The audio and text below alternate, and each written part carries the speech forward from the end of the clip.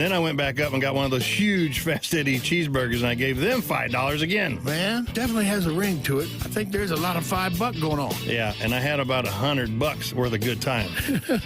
Well, that's good to hear, and it's easy to do with live music 7 days a week and a big old party going on that big, beautiful outdoor patio. Well, like Mr. Shannon always says, if you're 21 and in the mood, head on over to Fast Eddie's Bon Air in Alton, Illinois, and maybe take a selfie on that old Harley Davidson of mine. Who else has got a Cardinal Hall of Famer's Harley Davidson sitting out on the patio for some selfies? Only Eddie boy.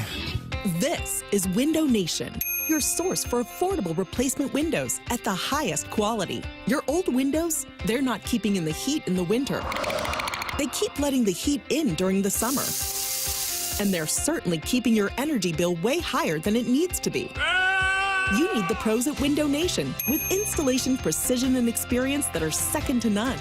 They'll also be in and out of your house faster than any other service. Their custom-made windows are guaranteed to be a perfect fit in your home. And they back it up with the best warranty in the industry. It's why they've maintained an A+ rating with the Better Business Bureau.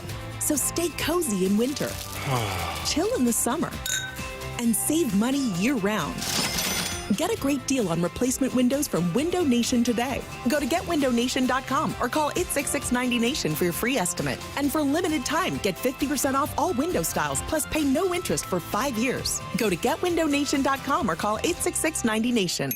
Alex Ferrario, and I've got some money-saving news just in time for the holidays. Credit card rates are over 20% on average, but at First Community Credit Union, the Platinum Visa is just 7.9% with no annual fee. And listen to this. From November 26th through December 1st, your purchases drop to only 2.99% for the whole year. A deal that makes your holiday shopping way smarter. So whether you like to do your shopping on Black Friday or the weekend after, use your First Community Platinum Visa and save big. It's the biggest savings event of the year. Menards, 11% rebate ends Thanksgiving Day. Save big money on everything you need for any project. We've got something for everyone. Homeowners, contractors, DIYers, the kids, and even grandma. Hurry, Menards 11% rebate ends Thanksgiving Day. Save big money at Menards. 11% mail-in rebate is a merchandise credit check. Good on future in-store purchases. See menards.com for details. WXOS HD1 East St. Louis. 101 ESPN is driven by Auto Centers Nissan, home of the lifetime warranty and 30-day return. Rise and shine, St. Louis. It's the Brown and Crouppen Morning After with Tim McKernan, Doug Vaughn, Martin Kilcoyne, and Jackson Burkett on 101 ESPN. 7 o'clock in St. Louis. You are listening to The Morning After, presented to you by Brown and Crouppen on 101 ESPN and the TMA STL YouTube channel. Tim McKernan, Doug Vaughn, Martin Kilcoyne with you on the program, a program that welcomes you to participate by texting in 314-399-9646. That's the Air Comfort Service text inbox. It's active as the day is long. Then you can call in to the Collier and Thompson phone lines. That's 314-974-0101. And then what you do is you open up your YouTube app, and then you type TMASTL, and Doug, now we're at 6,190 subscribers. Do you think we can get to 6,200 today? I don't think so. Why not? You were wearing that baby blue to match your eyes, so that's seductive. Okay, you said, what's the number now? 6,100 what? 6,190 subscribers. Oh, we only need 10. That's what I'm saying. We can do this. Come on. I guess it's Friday. What else do you have to do? Thank you, Martin. Okay. Come on, Doug, be more positive. Are you a member? No, I've been meaning to. And I will. Today's the day. I noticed that you're, would you call those, Jackson, because they have wires, so they wouldn't be pods. Mm-hmm. Those are earbuds. Earbuds. Mm-hmm. Yeah. Matches Doug's quarter zip, which matches Doug's eyes. How can you not want to see that on the YouTube channel? Couldn't agree more. Doug looks great in the coral, and that's what I would describe. In a coral? Coral's kind of pinkish, isn't it? I think You're thinking of teal or turquoise. Turquoise? Yeah, coral's more in the pinkish, salmonish vein. Either way, just a delightful color. Doug's kind of pastel nonetheless. Really? Is this an homage to Annette Bening when she had the clogs and the hand clippers, the pruners were the same color, and Kevin Spacey said, that's not on accident. Like she had a matching. I don't remember that scene don't remember from American that? Beauty, and it seems like something I would enjoy. I love that picture. Doug, that was with Wes Bentley. Okay. You would enjoy it because he looks out, and it's a little bit of his disdain for his wife. And he's just saying that she's matching her shoes and her clippers. Had to match. Do you hate your wife? 314-974-0101. Call in. We'll workshop it with you. Or just go on to the Michelob Ultra YouTube chat and look at how Doug has matched, like Digger Phelps with his Sharpie, his earbuds with his quarter zip in his eyes. These are the only earbuds I have that work. Okay. Jackson Stadium buddy says Doug looks extra handsome today. No, okay. So this is the show, huh? Well, no, because before the show even started, Kitty Bates was in that Michelob Ultra YouTube chat and said, "Morning, looking forward to another episode of St. Louis Sports Apologist Radio." That's the energy we're looking for. Love that. Well, what does everyone got to win a daggum title for you to be happy? There you go. Just enjoy the ball. Thank you. Jesse Spano's dealer says Doug looks delightful in anything. So that's... Or nothing at all. Oh, wow. How about that? Naughty. Caller Ellen, Doug's Baby Blues. Hubba Hubba. That's from Caller Ellen. That's a real-life lady. Yeah, it is. Mm-hmm. So people are randy this morning, and I like that. Maybe it's because of the forecast. A glorious weekend of weather in the St. Louis metropolitan area. The sun is shining, and the Blues have back-to-back games. I'll be in attendance tonight. Doug, will you be there? I feel like you're there all the time. I'm not there all the time. I don't have what's wrong tickets. with being I there don't all have the tickets time? tonight. No. I'd like to be there all You the kind of time. quietly go. We'll talk about a game, and the next day, Doug, I was there. We're like, oh, he buried the lead. Well, sometimes tickets Season just tickets, kind of, tickets just kind of fall into my lap, and I go at How's the that last happen? minute. Friends don't want to go. Say, Really? you want tickets? Sure. Hybrid. Come on. 622 Blue. That's usually what it is. They just fall in. People, I don't want to go. You want to go? Here, Although have 'em. Tuesday, I bought Ticketmaster tickets at the last minute. I guess I Because did. you I did wanted do to that. see the Flames. My son wanted to go real bad. You still pissed off about Game 7, 1986 Campbell Conference Finals No. after the Monday Night Miracle? To be honest, we thought a family friend had a kid playing between periods in one of those little kid games. yeah. Said, we'll go down and see him. And it turned out it wasn't the night that he was playing. It's About 120 seconds of ice time, I think, is about that. But he didn't play. We got the dates mixed healthy up. scratch? So he went anyway. He wasn't there. How do I fall into Doug's lap? That's from Artificial Unintelligence. Oh, for heaven's sakes. Sharon in Clayton wants us to know that she will not be at the game tonight. She has to go to a wedding. All right, let us know where you'll be tonight. I will be there, Martin. Tim I'll be will there be with there. my boys. Do we get the White Castle before the game? Do we get the White Castle after the game? You can call in with your suggestions, 314-974-0101. My wife will be at the Notebook.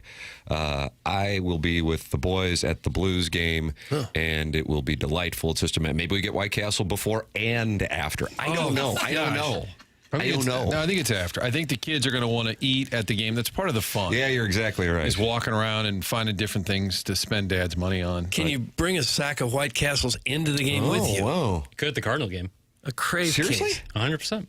Me and my dad used to do it all the time. Just bring in a You would sack bring in of White Castles to Just the bring it Cardinal in. game. Yeah. Did you really? Oh, yeah. We would go to the Wow, one. that's sending a message. We would go to Doug's one right there by Broadway Oyster Bar. That's your franchise The owner, Vaughn. and the one that you opened up was the one on Broadway? Yeah, I Vaughn did go there Castle. a few times in desperation at Channel 4. Yeah. One time I bought 8 cheese castles, and I was never more sick You can in bring my in. life. You can always bring in your own food to Cardinal games. People are always like, "It's so expensive." Bring your own food.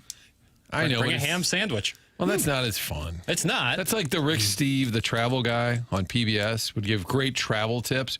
He's like, we're here in Rome. Wonderful meals abound. Some of the greatest chefs in the world. But I packed a little ham sandwich from the hotel. Like, yes, you can travel on a budget, but it never seemed all that Is that how he exciting. talked? In my head. That's how I heard it. He would tell you about all the grandiose things you could do in Munich. He said, however, what I like to do is bring some saltines. You're like, can we just go to the nice restaurant? Yeah. Professor Roy Hinckley joining in many listeners, letting us know where they will be at Puck Drop tonight. That's on 101 ESPN with pregame at 6 p.m., Puck Drop 7 p.m. I'll be trolling the parking lot at the soccer fields on 370 for Stepdads tonight. So that's where he'll be if anybody's interested. Soccer fields on 370. Okay. I haven't been out there. Jackson, you got to go out there. Go to a soccer game of which I have no connection to look for stepdads on the prowl. That's correct, sir. On 370. 370, is that what connects that's what connects 270 to St. Charles? Is that right? It's way up north. You're looking directly in my eyes asking me this question. I think that's what it is. 370? 370 is where the Blues used to have the practice, and there was a Auntie Anne's, I think, pretzels. Mills? The Mills. Okay. And there were a lot of closed, not closed, but closed stores in the mall. But then there was a random rink for the Blues, a professional hockey team to practice. That's 370. They had a great go-kart situation. Yeah, they did. Rusty Wallace owned that. Yeah. Really? It was very cool. Yeah, I thought it was a big-time operation there for a while. Sharon wants us to know that her contraband lately has been sneaking drinks into Blues games. It started when I was sick recently and wanted ginger ale. Kept it going because I don't want caffeinated stuff in the evening. I don't drink booze at Blues games. It's Sharon in Clayton. She's sneaking in ginger ale. Contraband. Brian Henson wants us to know that he will be in Cincinnati scouting the Bengals and trying to find out if the roof at Lucas Oil will be open for the Big Ten championship game. So he is doing his scouting work for the Colts and then also getting us ready for what I would gather is the inevitable showdown between Ohio State and Indiana for a game that deep down neither probably really want to play. I would like to propose legislation to get rid of the conference championship games in college football and turn it into the first weekend of the college football playoff. All in favor say aye. Well, I would like that too, but that you're talking about giving up millions of dollars at those games. But if they could replace it. You're talking about TV money? But replace it. Maybe replace it with I think there'd be more interest in watching. You can't get something done at the board meeting if we're going to take away from the top line. But what if we are going to increase the top line and the interest level of the fans? Why, then we have a winner. All in favor say aye. Aye. Okay. I also like to parlay it with moving the Army-Navy game to the beginning of the season. First week. How about that? Week I don't one. mind I mean, we are moving things around, and we are making this a better place. Week one. Because it kind of gets lost where it is now. That's correct. And everybody's kind of like, oh, I got the Army-Navy game. I guess I'll bet the under. Yeah, people at the beginning of the season are longing for football, any competitive football they want. And the Army-Navy game obviously has incredible pageantry. It's great for this country. But it's not necessarily the level of football you're used to if you watch SEC and Big Ten football all season. But if it's the first game you watch, you're fired up. Or how about this is America, baby? Look at this. Okay, calm down. How about playing it on Veterans Day? But that could be like a So what? Play Doesn't matter. Whenever. Take a bye on the Saturday before and I agree play with it on Doug. Tuesday. I kind of like that. I think Doug just made it even better. Because I disagree. As much as you were pulling me in I with like this, the first week. You like the first week, but that Army-Navy game, there's always some flurries in the air. I kind of like the cold vibe. In Annapolis or West Point? Yeah. I think Doug's right. I think veteran, it doesn't matter what day it is. It's on that. Just sell the rights to that, Tim. That would really separate it if It'll it be was on on a Tuesday or a Wednesday. I'm telling you. Yeah, Tuesday especially. Well, yeah, you would certainly get exclusivity. But like, what if it's a Friday night or a Saturday Doesn't night? matter. That's what it is. But a Saturday won't have any. It won't be special if it's just in the It mix. still will because it's the armed forces, son. Okay. Wow, you hear that okay? That was a dismissive okay. Now, if you just saw it in the script, it'd say okay, but you had to hear the way that he delivered it to know the tone. I could tell he was walking back to his room muttering, I hate my dad. Of course, Jackson Mom Dommy hates the Army-Navy game. That's Jugs in D.C. I was trying to prop it up. Doug's one was trying to bury it on a Saturday. I'm not trying to bury it. Sharon is sneaking in booze because commission checks of $0 can afford a zero alcohol. The olds, for some reason, realized doing reverse mortgages on their current homes to buy timeshares was not a solid strategy. That's from Carlos Spicy Wiener. Sharon acquired a timeshare? She seems to live in several different places, wonderful places. I doubt they're timeshares.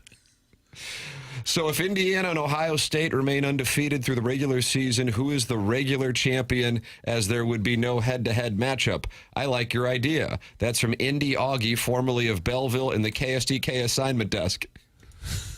They can play like FIFA, and whoever wins, they take the banner home. I think that's less. I didn't even know they did a regular season champion. I thought that was only in basketball you would do that. Right. So that's the champion of the Big Ten is whoever wins that game in Indianapolis, where Brian Henson is doing research. Or somehow Iowa gets in every single year. To the Big Ten championship game? I feel like Iowa at least every other year. I gotta do. They were certainly in there 2 years ago against Michigan. Prep. When Michigan won the title, they played. I do remember that, but I don't. But that might have been when they had what were the divisions called? The Legends and Leaders. That was bad. What a marketing session Iowa that was. always in the lesser one, so they would. I feel like they would often clip people. Well, I think they would get there. Right. Oh, I don't think they were winning any. Jackson, they have been in 3 of the championship games dating back to 2011. Okay. Wisconsin, more of a Wisconsin omnipresent there in the early going. Yeah, those early teen years, they were rock solid. They were there 3 of the first 4 years of the Big Ten championship game. Oh, how the Badgers have fallen. Your thoughts on Luke Fickell? I am laying the 30 points. With the because Indiana's DNA is to sort of just roll up big numbers. Yeah, when Kurt Cignetti and Dan Lanning can put it on you, they'll put it on you. So that's my logic. And Kurt Cignetti's like, I waited to be my 62, however old I was, like 62. I got this big job. I'm kicking everyone's ass while I can. That's exactly right. But I'm telling you, one of my favorite podcasts is Jeremy Macklin, Kevin Rutland, and Sean Witherspoon, because it's just so. It's just, I guess, for lack of a better term, it's different because they know stuff. Whoa, that seems like a shot at the entire industry. Yeah. And they're not doing hologram takes? No, and that's what I was listening to. And those gentlemen, all of whom played, of course, for the Missouri Tigers, are really workshopping not necessarily the game of Missouri and Mississippi State, which Jackson Burkett will be, correct, in attendance? Yep. I'll be so there. Much as the mindset of the teams. In other words, if this game were played a month ago, it really wouldn't be much of a sweat as to who would win, but they're workshopping what the mindset of the operation is. And that's, let me tell you this, I wouldn't be putting my money on it because it's, you know what it is, Doug? Watch this. What? Wide Delta season. Oh, is that right? Okay. I don't know. It's kind of like the Florida-Kentucky game last week.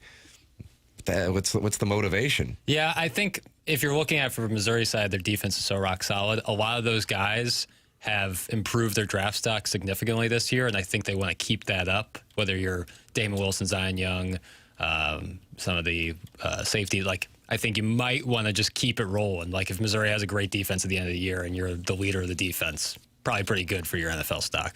What's their overall? I agree, but they don't get the ball in the end zone, which has been problematic for this operation. Yeah, but Ahmad Hardy is looking to run it up, and even if he's unhappy here, he's going to want to put some more good. You know what Jeremy Macklin and Kevin Rutland would tell you have on right now? My optimistic hat. No, your mom goggles. Oh, that's what they were calling them. That. Mom goggles. I like that. You always see the best because that's your boy. Well, yeah, because we got to take off our mom goggles. This is a third string SEC quarterback, and they're really not playing for that much. You got to see what you got. Mom goggles. So, Tim, my two-parter... Macklin was real high on Missouri against A&M last week because he thought that Zollers was going to be better than Prbula, even though he was gentle in the way that he said it. And that's not where he is after what he saw last week. No. Tim, my two-parter is, where do you find it? Because I went to Spotify last week, and there's only the original Here's 2 episodes. Key. Great question. Because it's on YouTube only? They spell True Sons TRU. Yep. But I found it on Spotify, and it had episode 1 called Why Mizzou. That was the pilot. And then episode 2, Ups and Downs. This is from 2024. I could not find it on Spotify. I Googled it. It comes up on YouTube. So where do people find it? And then my second question relates to the mom goggles. What is their tone overall about the program? Because we kind of had this great debate about whether the whole goal is just making it to the college football playoff. Do they kind of delve into where Mizzou is? Yes, that was a good portion of it because I wouldn't listen to, no disrespect, but tomorrow for me, I don't really care about the outcome. They can win, they can lose. It's getting into bowl game land. But I also know some people really get into the win totals and whatever. But when you're not playing for anything, that's where I am. I know that can be a controversial mindset, apparently, but I check out, just like I don't care if the Cardinals finish in 3rd place or 4th place if they're not going into the postseason. So, with that said, they really did get into it. They're certainly all high on Drinkwitz, but what they are curious about as far as the now is what they will see from the team with both the coach situation up in the air and then also the team now, playing for whatever it is that you would want to call it. Theoretically, they could still have a 10-win season if they ran the table and won a bowl game. But, how much does that really get you going? I guess as individuals, they have NIL money to play for. If you have a couple big games at the end, you might be able to command some more NIL money, make yourself more valuable on the transfer portal. And it's not just a little money. There's hundreds of thousands at stake there. So the bad news for Mizzou is the guys who are highly motivated may have one foot out the door. Right. Knowing their stock could go up. Could be. But it's the same with players at every other program in the country, too. For sure.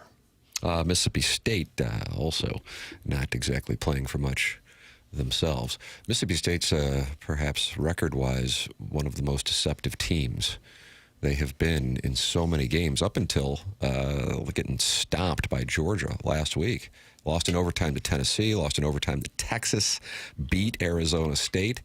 That's a team that is truly a point away at the end of regulation from 2 signature wins for their program, and instead they only have 1 SEC win, and that came in the final seconds against Arkansas. Otherwise, they would be winless in the SEC. Doug, that's why we call this wide delta season. Okay. Missouri won 40-10. It wouldn't surprise me. And if Missouri lost straight up, honestly, it wouldn't surprise me. Wide delta season. We will have our SEC picks. We have our drops of the week on the Stiefel dossier. In addition to that, we've got the traditional Friday appearances of Joey Vitale, brought to you by Schaefer Door Company, and the Colonel, Gabriel P. DeArmond, brought to you by James Carlton of the Carlton State Farm Insurance Agency. James is online at carltoninsurance.net. He is my insurance agent. He is now Jamie Rivers' insurance agent, and Jamie saved thousands of dollars last month when he made the switch. How can you make the switch? Go to carltoninsurance.net or call 314-961-4800. You can also Google him, and when you Google him, you're going to see 450 plus 5-star reviews for James and his team. It's not just about saving you money, it's about customer service, and that is how James has built a great business. James Carlton of the Carlton State Farm Insurance Agency, online at carltoninsurance.net, 314-961-4800. The program's called TMA. It's presented by Brown & Crouppen on 101 ESPN. This is Jordan Bennington, and today is Blues Game Day on 101 ESPN. Blues Game Day on 101 ESPN is presented by Buffalo Wild Wings, the ultimate arena for wings and wins. For commercial HVAC work, go to aircomfortservice.com. That's aircomfortservice.com. This November, the Black Friday sale is all month long at Byerly RV. Get special pricing on select new and used RVs and find the perfect fit for your next adventure. Buy now and enjoy free storage until April 26th so your RV is ready when you are. With no payments until 2026 with approved credit, there's never been a better time to buy. The Byerly RV Black Friday sale runs all month long, but the best deals won't last. Visit Byerly RV in Eureka or shop online at ByerlyRV.com today. That sound? That's your engine crying for help. Time to call Atlas Vehicle Protection. When breakdowns happen, Atlas covers your engine, transmission, AC, and more. Fast claims, nationwide coverage, zero stress. Call 314-720-5990 or visit atlasvehiclepro.com. That's 314-720-5990. Drive smart, drive protected. Atlas Vehicle Protection has you covered mile after mile. AtlasVehiclePro.com. Let Banner Construction show you what a difference James Hardy can make to your home. Banner's exterior design team will show you custom design options to transform your home into the neighborhood showplace. Banner is a preferred James Hardy and Pella window specialist. With winter right around the corner, now's the time to think about Pella windows for energy efficiency and comfort. Call Banner Construction to schedule a free in-home consultation. Again, call now. Have yourself a banner day over at Banner Construction. Call them. Pros don't just show up. They prove how it's done with precision and without shortcuts. Makita tools are built the same way with a dedication to lasting quality, trusted performance, and results that reward your effort year after year. When the job calls for the best, call on Makita. Built to be the best. Available at the Home Depot. There's nothing like when you get that part from eBay and it just fits. Yeah, the first time. So you can do less of this and get right back to more of this. At eBay, you'll find all the parts you need, guaranteed to fit, at prices you'll love. Sounds good, doesn't it? eBay, things people love. Eligible items only. Exclusions apply.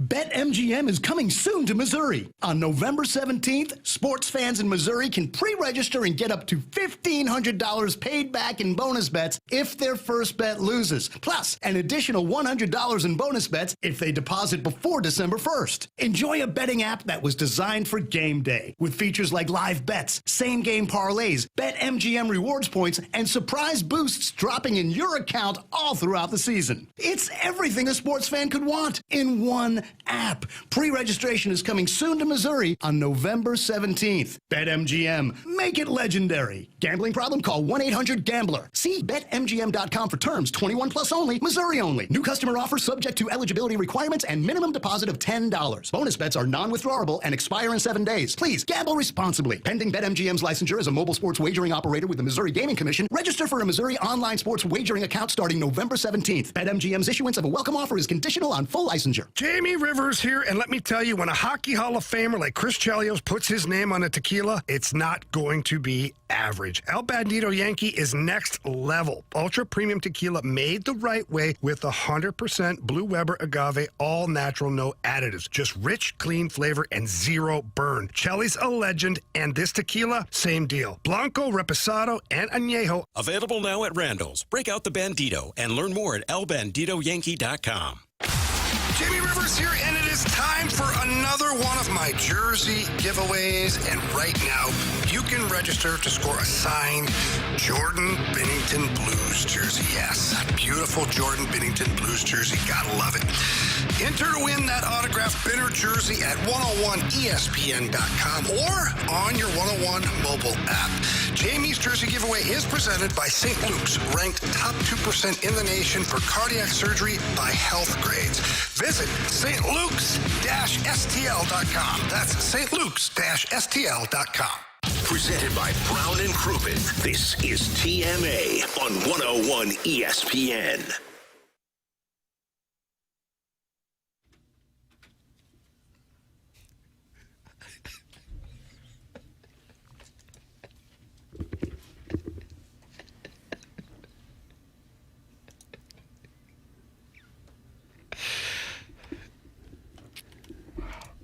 God, I didn't think I could hate this song any more than I already did.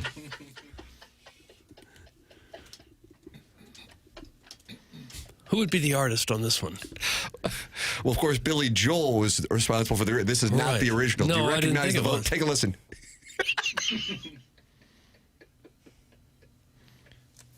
Is this a Christopher Guest bit where he's playing like a high school drama teacher? I have no idea why this was in my algorithm last night, because as we know, my algorithm is usually neckbeards walking through the woods complaining about college football rankings and college game day locations. General college football media.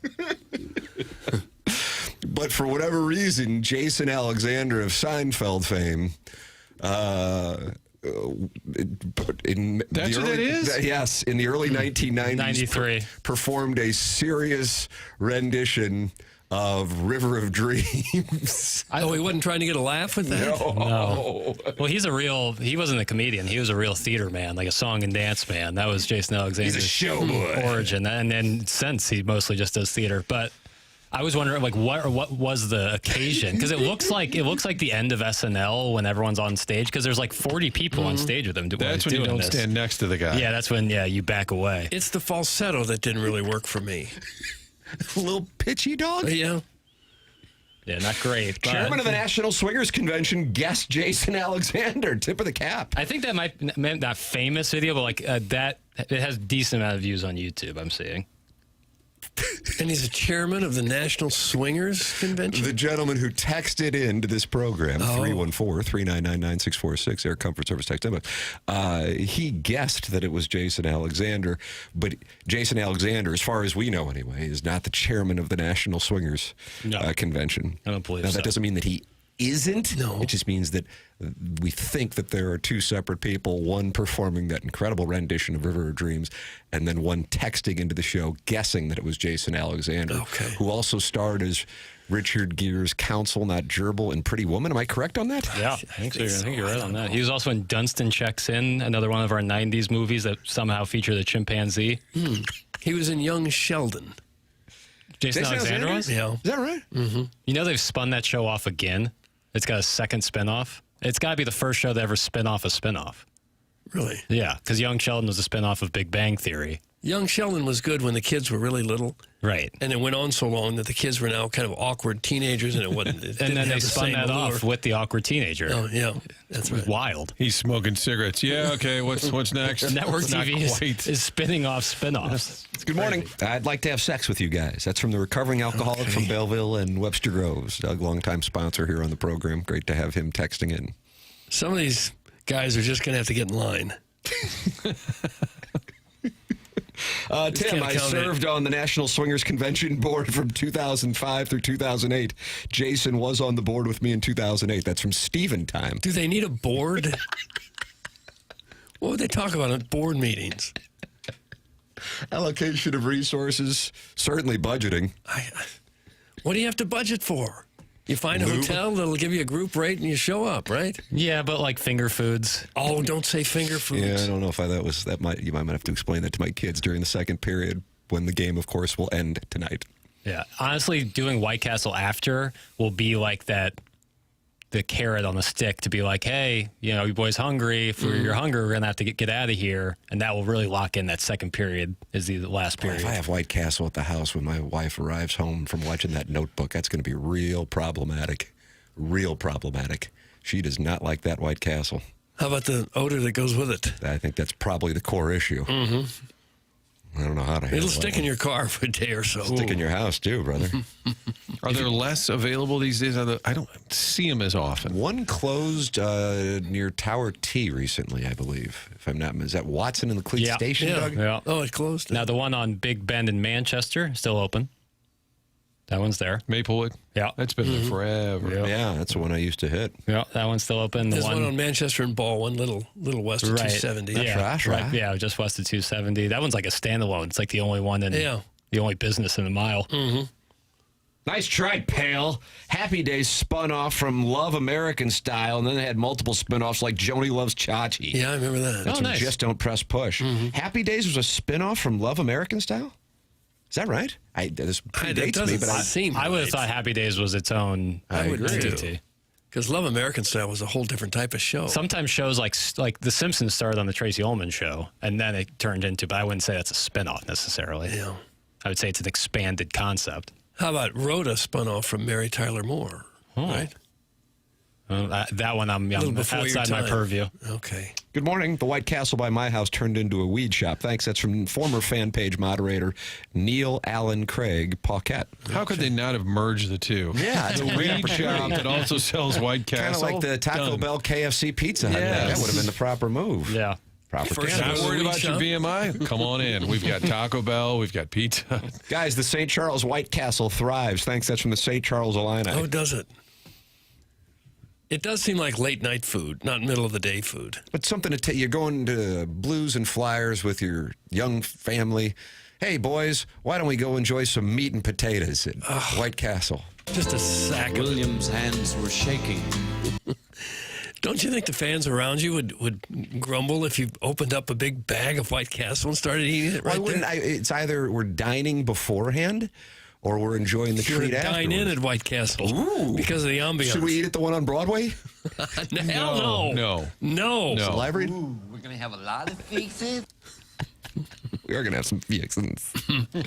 Yeah. Hey, guys, this Jason Alexander River of Dreams discussion is really interesting. But are you going to talk about the MLS schedule change at all this morning? Gosh. That's some big tuft. I guess we should. They're moving their schedule. Martin had a monologue about it. I didn't know you had a monologue? He says he texted me before the show. Felt strongly about it? I'm just mad we have to wait. It's not until July of 2027. So, Doug, they were playing from February to November. Right. It's a pretty long season. Lacking passion, and here we go. And now you seem exhausted by the schedule. They're going to play from mid-July to May, but take off 2 months. January off, some of December off, some of February off. So you hope that your squad doesn't lose any momentum. No, or you hope that it's not 5 degrees outside when you're playing and no one shows up. Well, but in January they're off. But December and February you could still get a little. Yeah. Your squad in Minnesota is probably a little concerned about this. Up in Montreal, a little concerned. But it matches the International League schedule, Doug, and you like that transfer window. I do. This now aligns, so that means you have a better chance. It does make sense. To bringing in. But does a transfer window mean more of their players can transfer out of the MLS? It's like free agency. Out and in, yeah. But like the top players in the world are available in the summer. Right. And so instead of being the middle of your season, so you now have a chance, in theory, you can upgrade the overall talent. And then the playoffs, they admitted. Right now, the playoffs are going on in the MLS, and a lot of folks, not Taylor, but a lot of folks don't know about it. They said maybe in May, not going head-to-head with college football, NFL, it might have a little more, I don't know, attention garnered. Yeah. You guys start talking about the MLS, and I'm going to drive off the bridge Toonsis style. Oh. Is that Toonsis, the driving cat? Yes, I remember Toonsis. That's from Doug's prison wallet. So he is going to drive off a bridge like Toonsis? It's a wonderful name for a cat. Nobody cares about soccer! Hey. To Moist Saloon, it says in parentheses, possible burner. Feels like anything we talk about, we get the text that nobody cares No about. one cares about any of it. What do they care about? Right. We're still searching. Alexander, River of Dreams. The whole show dedicated to I'm fine with it. I had a producer, sports producer. Doug, he worked with you, Jarrett. And he was from New York, and he had kind of a New York attitude, and I love Jarrett. I would say, hey, we could do this. He goes, yeah, nobody cares. I go, what about, I would say, well, then we could go, no, nobody cares. So after about 4 of those, I'd say, okay, what are we putting in our show today? Yeah. Because everything I suggested, he would just say, nobody cares. Acting like the arbiter of interest. Nobody cares.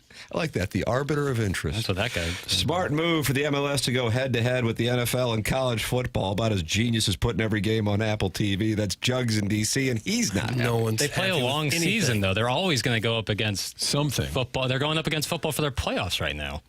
But you get to February, March, April, when it really heats up and we spend more time on it.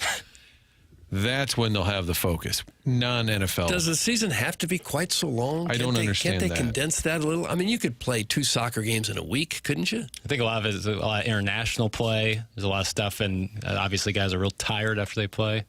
The guys in the MLS? Sure. How many international games are they playing? Depends on what While country. they're also playing in the MLS. Oh, yeah.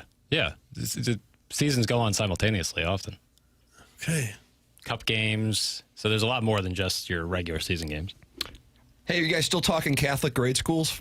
In the late 1990s, the Epiphany dads would drink beer in the parking lot instead of buying the beer served in the gym at the 6th grade tournament. They were also all members at Algonquin. Thanks, that's from Dogtown Astrovan. were they really? I didn't know that. I didn't either. It's kind of undermining the fundraising aspect going on. Stephen Times says Apple TV is eliminating MLS season pass next year. Rather than making subscribers pay an additional fee to access MLS content, I was one of those people, Doug, $79 for it. Really? All of the league's matches will be available to every Apple TV subscriber with their standard plan. That makes a lot of sense. Seems Because it fair. was hard to find, well, not hard to find, but if you just wanted to sample the product, you couldn't unless you wanted to plop down the money for the season pass. That's correct. I think they've finally realized this Apple deal, it's great because Apple gave them a fair amount of money, but it was very limiting in terms of who was watching the games. More of that? And most of the important sporting events in this country are available pretty much free, either over the air or cable, which is not free, but you get everything else with it. You're not paying extra to watch an NFL game unless you're out of town. You are, though, on Thursday nights, if I'm not mistaken, right? Amazon. Yeah. So I don't watch it. I was watching that Al Michaels last night, and I said, God, he's got to be at least 80.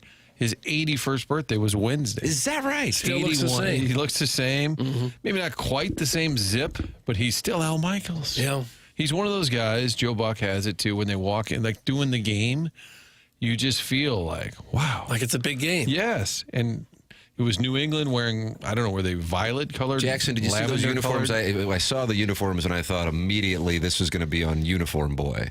I did like what the Jets were wearing. I like the all white. Okay, but the Patriots were wearing. You're asking about the Patriots. Were they light purple? Sounds like you didn't see it. That's my read right now. I didn't see it, but I'm looking at them now. Awful. It was bizarre. But it's better than their usual. I hate silver pants on teams. So you don't like the Georgia Bulldogs? Al and Dadeville will be fighting you. That's like a gray. Like it's gray. I know it's very. Their name is the Silver Britches. Huh. I feel like, but yeah. How about the Dallas Cowboys? Those are kind of silverish. See, the Cowboys did it, and people have tried to assimilate there, and like the worst is the Patriots and the Panthers. There's no reason to have silver pants, but these are no good either. So take that. These are like they look like jeans, like denim. Yeah, but the color appeared to be a shade of purple. Like these are the New England Patriots. Damn near lavender. Thank you. And I bet you there's not a million people running out to buy these jerseys today either. These are the rival ones, the Nike Rivals jerseys. These are the horrible ones. But that Mike Vrabel can coach. I like Mike Vrabel a quick lot. aside. Why you wouldn't want to look like the New England Patriots, I don't know. Because they tried to disguise that last night. They tried to confuse the viewers who paid to watch the You game. don't know who you're watching here. Like camouflaging it? Just the way we want it. It does feel like Francesca could do 20 minutes on the Patriots look last night.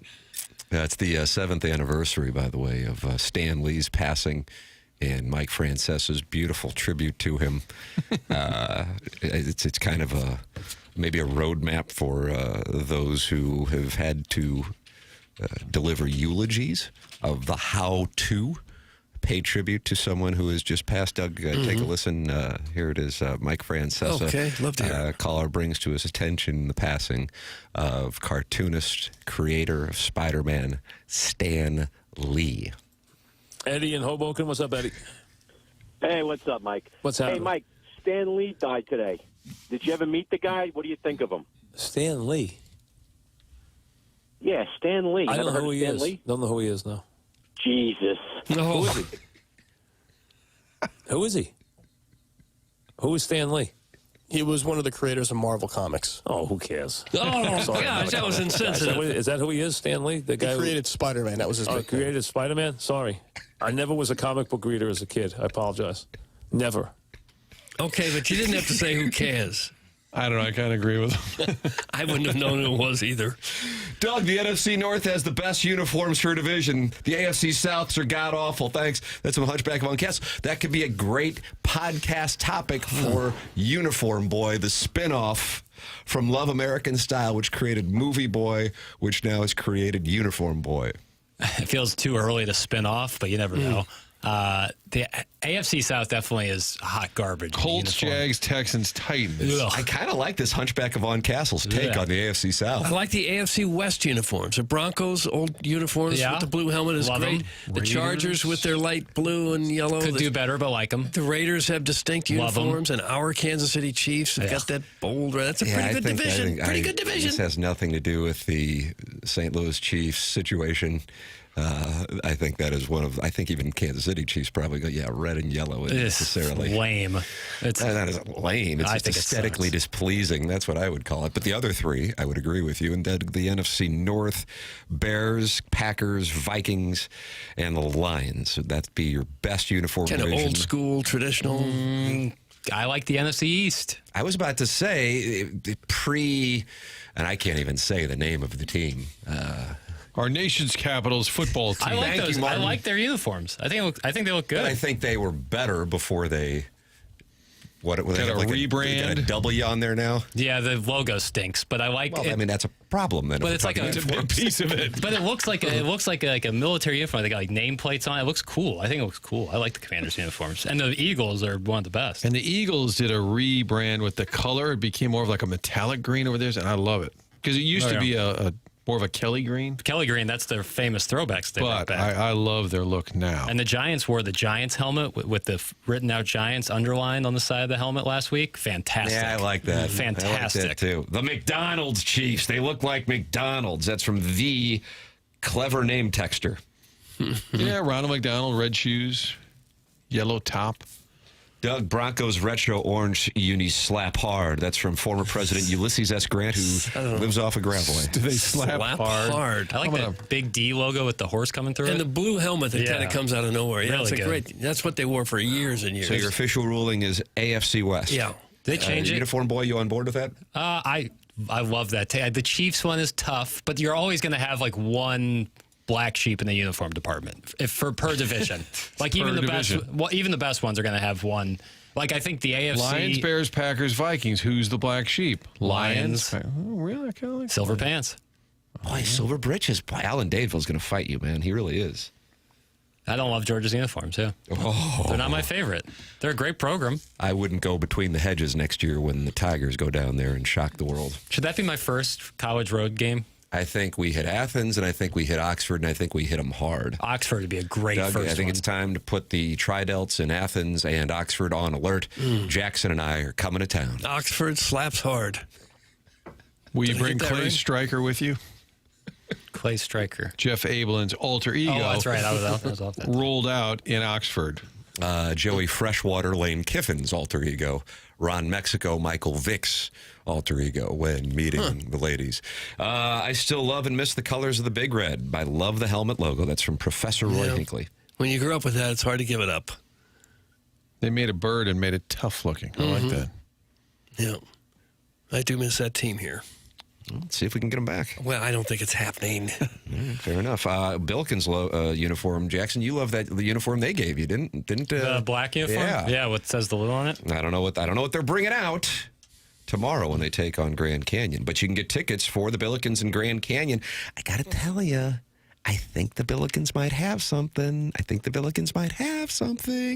They're taking on Grand Canyon tomorrow. You can get your tickets at slewbillikens.com. Tip-off at 7 p.m. for the Billikens and Grand Canyon as they look to improve to 4-0. They are putting up some points. I just get the sense from our cohort here on the program, Billikens coach Josh Schertz, that he really likes this team. And I think they might have something going down there. The 111th season of Billiken basketball, and they're in their 18th season playing inside of Chaffetz. It's the Billikens and Grand Canyon in their first year in the Mountain West. SLU versus Grand Canyon. Get your tickets for the Billikens in Grand Canyon at slewbillikens.com. The Billikens led by Robbie Avila, and he has been named to preseason watch list for the Naismith Trophy, Oscar Robertson Trophy, and Kareem Abdul-Jabbar Award. Billikens Grand Canyon tomorrow, 7 p.m. is when you will find it at Chaffetz Arena. Get your tickets at slewbillikens.com. On our presentation on the Stiefel dossier, Joey Vitale, 8:15, Gabe DeArmond, 9 o'clock, our SEC picks coming up, and the drops of the week as well.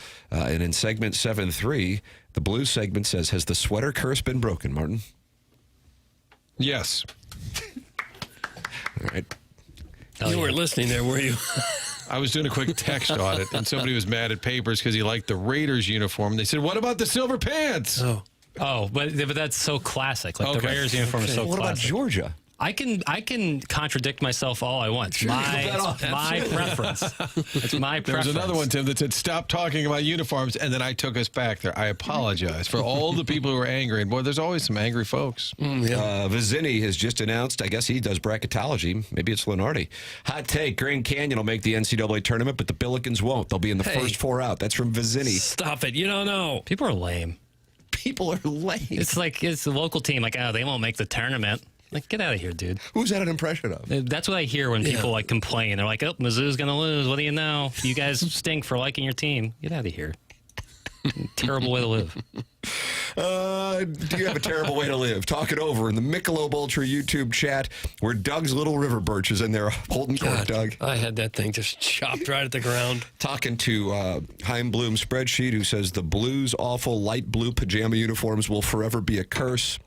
Who's talking to Harry Hogg. Chairman Kurt is in there talking. 204 friends are in the Michelob Ultra YouTube chat. The program is called The Morning After. It's presented to you by Brown and Crouppen on 101 ESPN. 101 ESPN is powered by Kaufman Townsley St. Louis's injury lawyers. Call 314-500-5000. 101 ESPN listeners, please support the Countdown to Thanksgiving campaign to benefit Operation Food Search. Hosted by Lee's Famous Recipe Chicken, Hot Shot Sports Bar and Grill, Coca-Cola, and 101 ESPN. Drop off a non-perishable food donation at any area Lee's or Hot Shots location now through November 21st. And every donation earns a free Coca-Cola beverage. All food collected will go to Operation Food Search to help local families in need this holiday season. And each donor can enter to win a prize package that includes gift cards to Lee's, Hot Shots, and hockey tickets. Help make the holidays brighter for local families in need. Get all the details to the Countdown to Thanksgiving to benefit Operation Food Search now at 101ESPN.com. Jamie, did you know that my family's been in the car business for over 80 years? That's a heck of a run, Johnny. I know one thing. I have been very satisfied as a customer of yours for over 25 years. I can't imagine buying a vehicle anywhere else. Are you kidding me? When you buy a vehicle from our family, you can be sure you'll get the best price and the best service. Price brings people in, Johnny, but it's your team's commitment to great service that keeps them coming back. Stop in today or shop 24/7 at Londoff.com. Everyone's a winner at Johnny Londoff Chevrolet. Johnny Londoff Chevrolet. It's the biggest savings event of the year. Menards, 11% rebate ends Thanksgiving Day. Save big money on everything you need for any project. We've got something for everyone. Homeowners, contractors, DIYers, the kids, and even grandma. Hurry, Menards 11% rebate ends Thanksgiving Day. Save big money at Menards. 11% mail-in rebate is a merchandise credit check. Good on future in-store purchases. See menards.com for details. Don't get lulled into believing the IRS is getting soft. It's just the opposite. Hi, this is Lance Story with the Lance Story Law Firm. We are being told by IRS collection officers that their higher-ups are demanding that they get more aggressive than ever. So don't ignore them any longer. Level up. If you have unfiled returns, unpaid taxes, levies, or liens, call me, Lance Drury, today and let me get between you and the IRS. I'll protect your rights. At the Lance Drury Law Firm, our practice is focused 100% on fighting the IRS. Remember, IRS problems are legal problems, and they need to be handled by an expert attorney who's done it for decades. So call the Lance Drury Law Firm today. We're local. Our office is right here in St. Louis. Call 314-260-6120. Visit Lance, D-R-U-R-Y, law.com to schedule your free consultation with your local tax resolution law firm. The choice of a lawyer is an important decision and should not be based solely upon advertisements. Hi, I'm John Ray, your friend and jeweler at Shane Company. When you buy an engagement ring or fine jewelry gift from Shane Company, you get more than what you paid for. Our jewelry comes with our all-inclusive free lifetime warranty. It covers everything. There's no fine print. You'll get unlimited cleanings, resizings, and repairs. Plus, it even protects your engagement ring's center stone. We stand behind.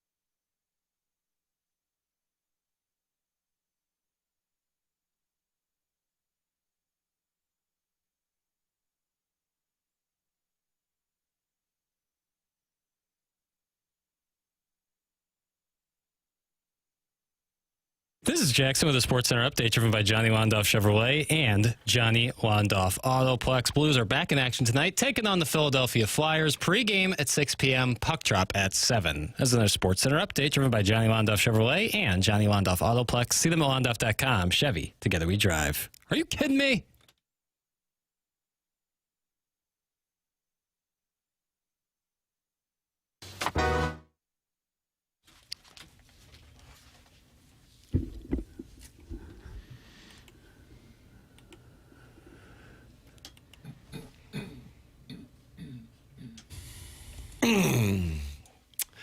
Well, what a wonderful way to roll into the weekend in St. Louis with Mark Wahlberg and John C. Reilly. Actors who sing poorly, is that the theme? Yes. It's a shot at Good Vibrations. Was that 1991? I don't know the years, too. I love that song. Yeah, really? Yeah, that's a great summer song. Oh, yeah. Feel it, feel it. Okay, calm down, calm down. He really sold it. He did. I like that. This is the guy going to Columbia tomorrow. Go tonight. No. Just crush it. I think I'm going tomorrow, too. Hell yeah. I guess I'm going to have to... Again, the sneaky Vaughn going to the gameplay. I guess I'm going to have a spot in Lot L or something? The Huntley of tailgating. I guess I'm going to have to drive back, though. I'm not looking forward to that drive. Why don't you stay with Jackson and Mark? Yeah, plenty of room at the inn. Well, maybe I'll make the drive. Nice. But I appreciate the offer. Sure. Where'd this come from? The neighbor had tickets. There it is. Yeah. What? Martin, this guy is Sneaky Ticket Center. Boy, so you're going to be... Sneaky Ticket Center. You're going to be driving home right around 10 Oh, over all day. Yeah. Get home Game right. starts at 6:45. Is he leaving early? Yeah. I might leave early.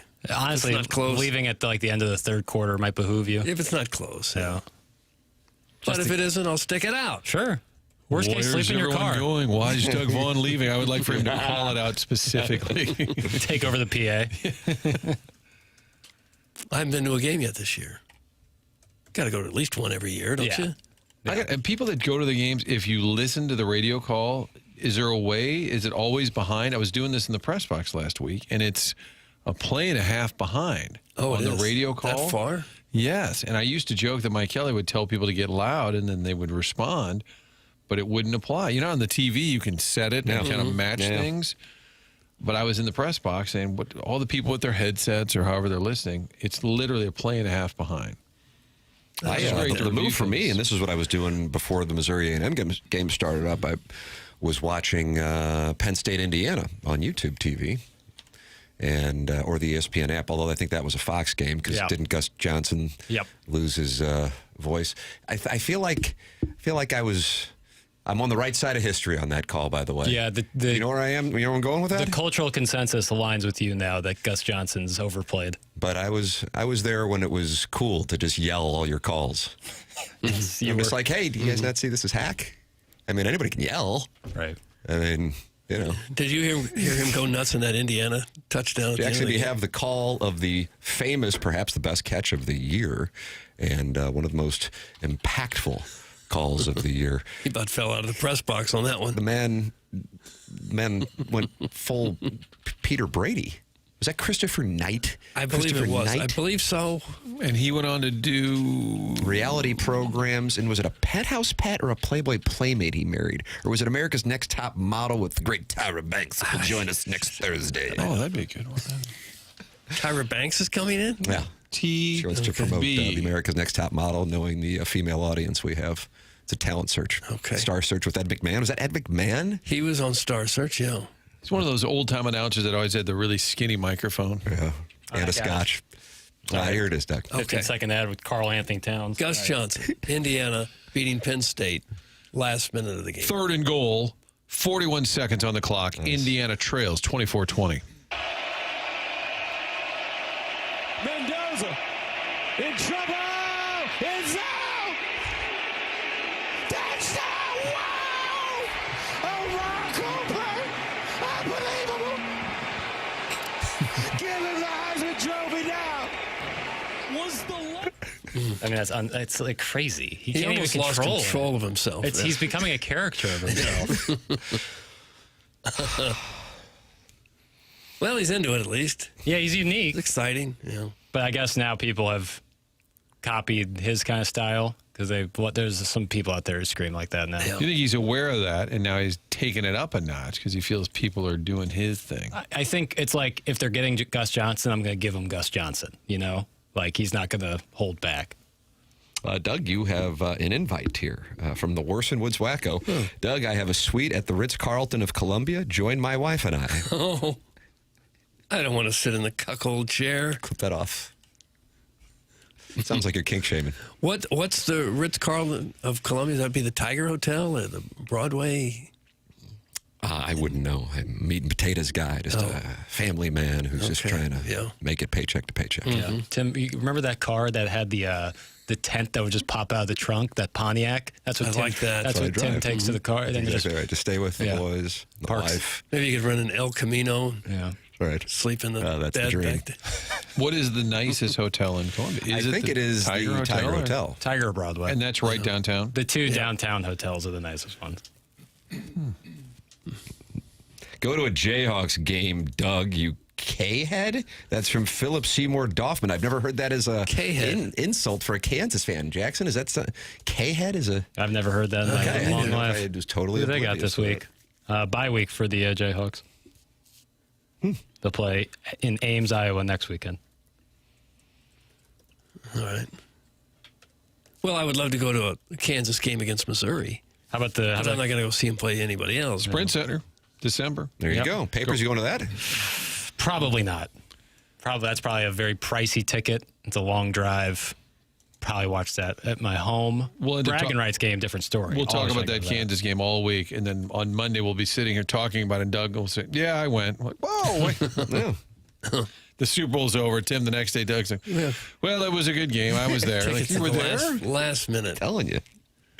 Adam Welly is not happy with the program. That's kind of his brand. In the Michelob Ultra YouTube chat, he says he's constantly told his emails are not funny, yet somehow lines from filtered unfunny emails end up in other emails later in the week. Weird.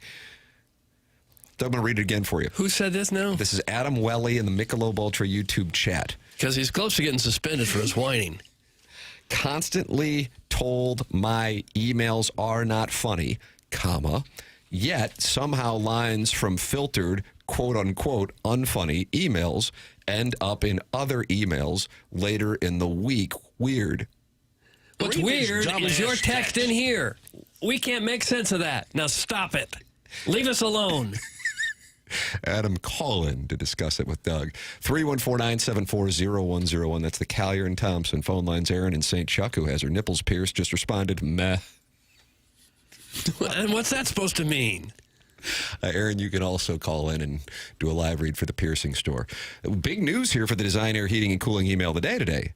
A listener, Harry Hogg, as a matter of fact, right, Jackson? Is that who you're talking with? That's right. Harry Hogg, Doug, is giving away his Blues tickets for tonight's game against the Flyers, and that is our prize for the Design, Air, Heating, and Cooling email of the day. What a treat. Thank to TMA listener, and I believe active Michelob Ultra YouTube chatter, Harry Hogg. Yep. So 2 tickets to the Blues and Flyers. Is that what it is? 2 tickets? Yep, 2 tickets to the Blues and Flyers. So on your email, I'm going to message 2 email of the day entrance. Just send in your like Ticketmaster email, the one that's associated with your account at the bottom of your email. It'll just make it easier to get you the tickets. You know what I'm saying? Because sometimes your email for email a day might not be the same as your Ticketmaster email. Mm-hmm. Burner, work, pleasure, whatever it might be. I don't know. Doug, do you have emails for pleasure? I don't. You should That's have what I just heard. You should have an email for like signing up for certain things so that if you get a bunch of junk email, it all goes to that one as opposed to your personal email. I know you've battled that hell before, Doug. Yes, I have. Personal email being flooded with Outback Steakhouse coupons and such. You know. There was a time I had 75,000 unread emails. And you've gone through them now. I have not. Yeah, you've just simply eliminated piece by them all. piece. Yep. It didn't really change my life whether I eliminated them or have them there. So I just eliminated them. Why don't we randomly read Doug's unread email? That's my version of hell, is reading junk emails all day. Yeah, I don't like that. them. It's almost all somebody trying to sell me something. 100%. Larry Smith invites you to a media get-together this weekend over at Sundeckers. Doug, can you join us? Chairman Kurt, would you like to respond to the accusations that you're filtering Adam Welly's emails and then somehow lines from his emails are being used later? I have no idea what he's talking about. Okay. Frankly, I don't really care. Good for you, Chairman. I'm looking at his email from yesterday, and I like Adam. Maybe we just have a different idea of what's funny. Well, so diplomatic. It's a man who should run for office right there. But I don't really think that we have called him out and saying this guy wrote an email and we thought it was unfunny. Well, the only ones that we see are the ones in the filtered file. Yeah. So I guess somebody's stealing his email? Stealing his stuff. It's just not, I don't see how that's possible. It could be a coincidence. Well, somebody's going to win tickets to the Blues and Flyers tonight by winning the Design Air Heating and Cooling email of the day. Martin Design Air is on their way over to your home today. It's Design Air Heating and Cooling online. They're there now. We are customers. Doug, Martin, and myself are customers of Design Air Heating and Cooling. You need to get your furnace tuned up, even though it is going to be in the mid-70s today and tomorrow.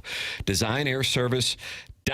Design Air Heating and Cooling, the longest running sponsor on TMA. And while it's 75 today and tomorrow for highs, it's down in the 50s for highs on Sunday. And it's going to be rainy next week as we start to go into that fall/winter weather of late November and early December. Make sure your furnace is firing on all cylinders with Seth Goldcamp and Design Air Heating and Cooling. And remember, the great Seth Goldcamp is giving away a $10,000 HVAC system from Design Air Heating and Cooling that they will be installing for the winner of the Design Air Heating and Cooling emailer of the month in the month of January. So like Adam Welly, you can get a feel for what works in the filtered file and what gets you votes now and in December, and then on January 5th, when the competition begins, you have had your spring training. You are ready to go. You are ready to shock the world and win a $10,000 system. Design Air Heating and Cooling, the kind donors of said prize. Joey Vitale is coming up at 8:15. We also have our SEC picks for this week, and got some big games in the SEC with Georgia taking on the Longhorns and Roll Damn Tide. Doug, they'll be taking on Boomers Sooner. Of course, the one that you're going to in Jackson. And I guess you're staying at the Ritz-Carlton of Columbia with Warson Woods Wacko and his wife. I won't be doing that, no. So we got all that coming your way, in addition to Gig'em hosting Jackson's guy Shane Beamer and laying 19.5. So we'll have that coming up in addition to the drops of the week. Joey Vitale, Gabe DeArmond, the Design Air Heating and Cooling email today. This is the Morning After, presented by Brown and Crouppen on 101 ESPN and the TMA STL YouTube channel.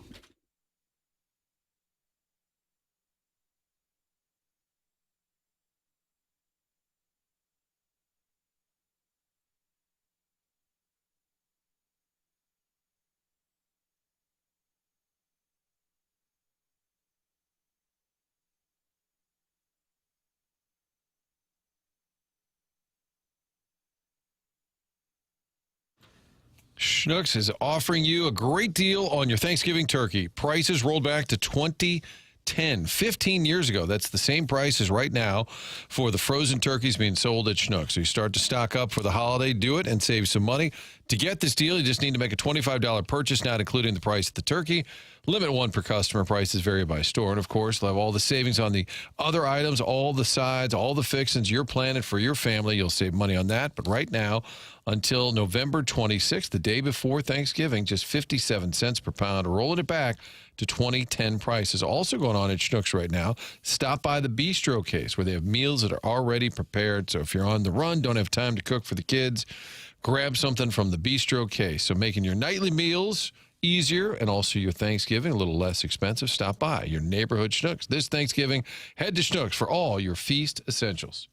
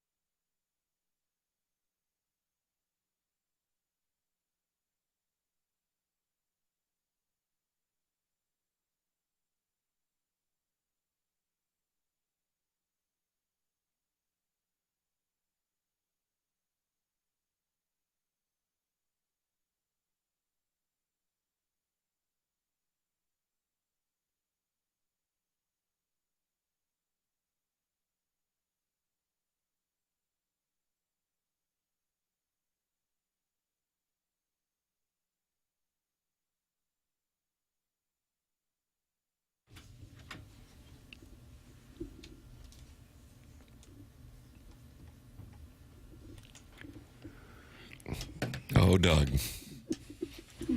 They'll be playing this at the Ritz-Carlton of Columbia when you share a room with the Warson Woods Wacko. I'm not and his going to wife, share rooms. following the Mississippi State game. The question is, will you be happy or sad? Sharing a room would make me sad. Well, if Missouri wins. Oh. It's time for our SEC picks. Okay. What a big moment here on the program. Let's do it. Charlie Marlowe participated last week because Doug was vacationing at Jackson's parents' place in the Hamptons. Nobody's really doing anything special in these picks. I know that's probably shocking to the audience. Me, Tim, and Doug are tied at the same record. What's the record? 13, 12, and 2. Yeah, that's what I mean by not really doing anything. Yeah, well, beat the guy in front of you, you know? Well, if you want to bet based on the fact that we're 51% against the number, that's up to you. Yeah. The clear indication is we don't know our asses from a hole in the ground. It's time for the SEC football picks of the week. All right. Kicking off the week, South Carolina heads to College Station to take on Texas A&M, where Texas A&M is a 19.5-point favorite over the Gamecocks. I'll be happy to go first here. Please. I will take the Gamecocks and the 19.5. Okay. Lenora Sellers will take care of that number for us, Doug. I'm going to switch it up. I'm going to go A&M. I think they can smell it. I think they can smell the title. Playing at home, I think they will roll it up on South Carolina. I'm taking A&M. I don't know. They're bowl eligible, so they may lay off a little bit. It's true. Can't rule that out. I see what you're saying, Tim, because Lenore's, but he's let me down before. Don't let me down, Lenora Sellers. I'm going to go A&M. That's a big number, but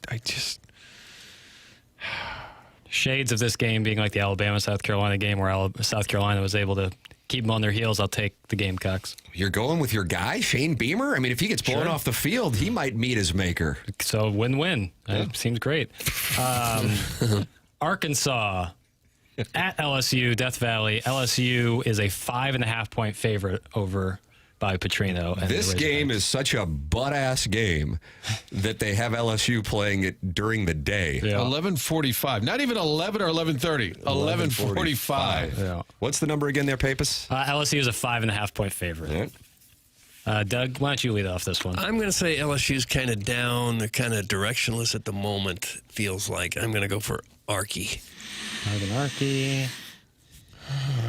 Martin? LSU for Martin. I will ride with Doug and Arky.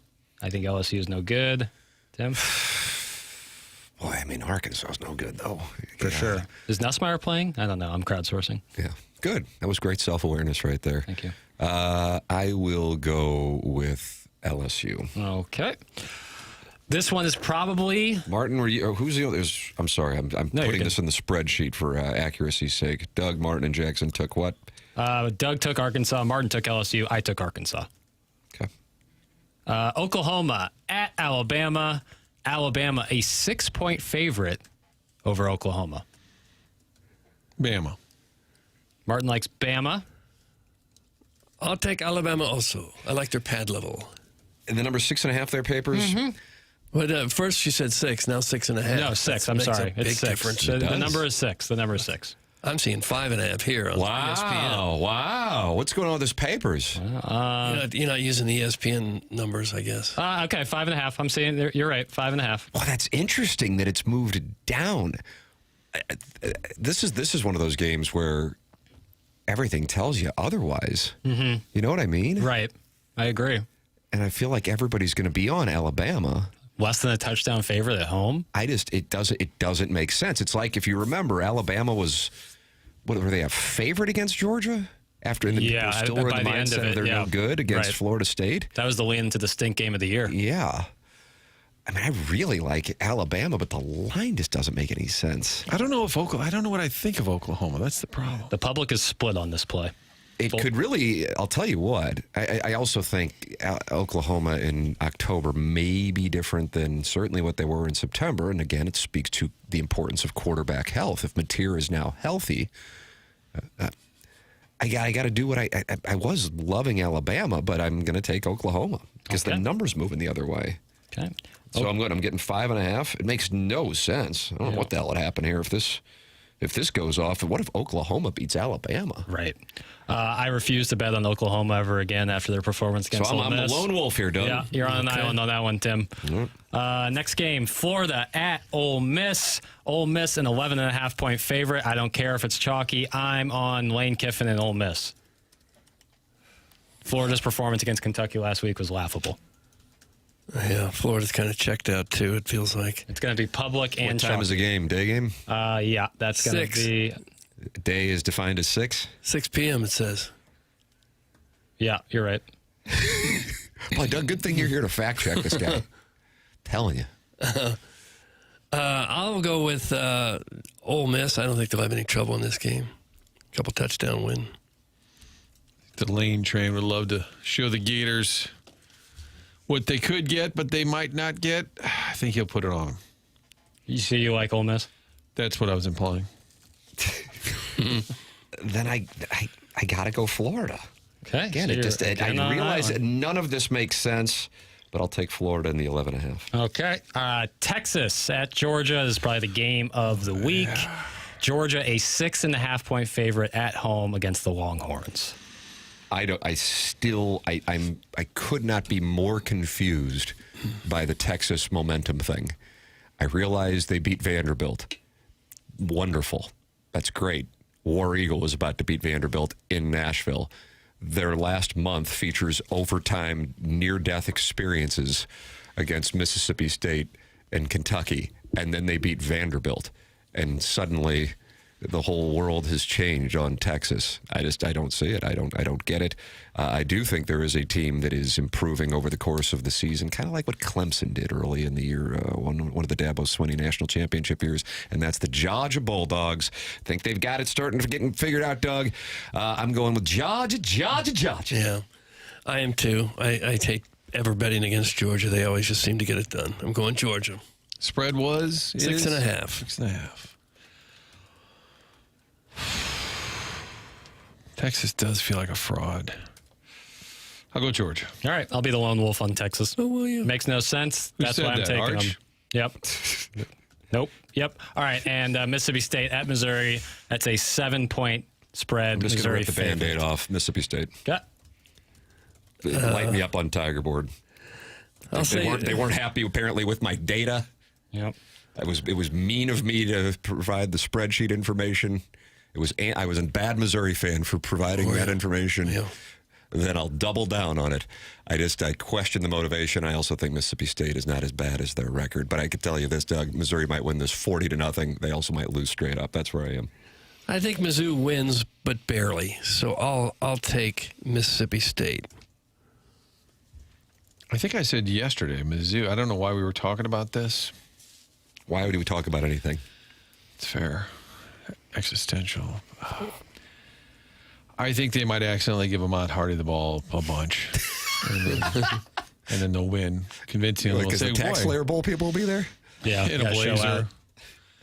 I'd like to be in line at the chow line with the guy with the Duke's Mayo Bowl blazer.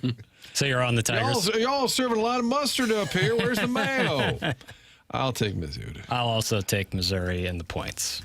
There it is. Okay. There it is. I left out Kentucky playing the nobody and Tennessee laying the nobody because it's fine. Not fun. It's not fun to pick those And games. for those listening, please don't wager based on these picks. We'll always bet I think the responsibly. fact that we're hovering around 500 is an indication of, once again, not knowing our asses from a hole in the ground. Joey Vitale knows his, though. I know that. And he's he sure does. He's going to school us here on Blues Hockey. And we'll take some psychedelics and hear what he has to say. That's coming up next here on The Morning After, presented to you by Brown and Crouppen.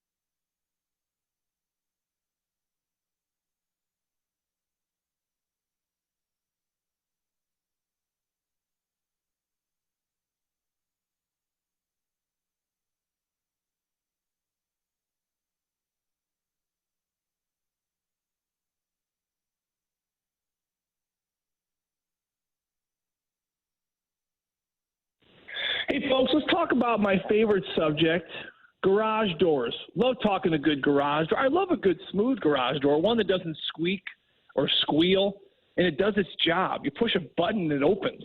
Now, when that doggone thing doesn't do what it's supposed to do, that's a problem. It's a problem for you. It's a problem for me. Most importantly, it's probably a problem for your significant other. Those garage doors are heavy, and they need the maintenance and the service that it deserves.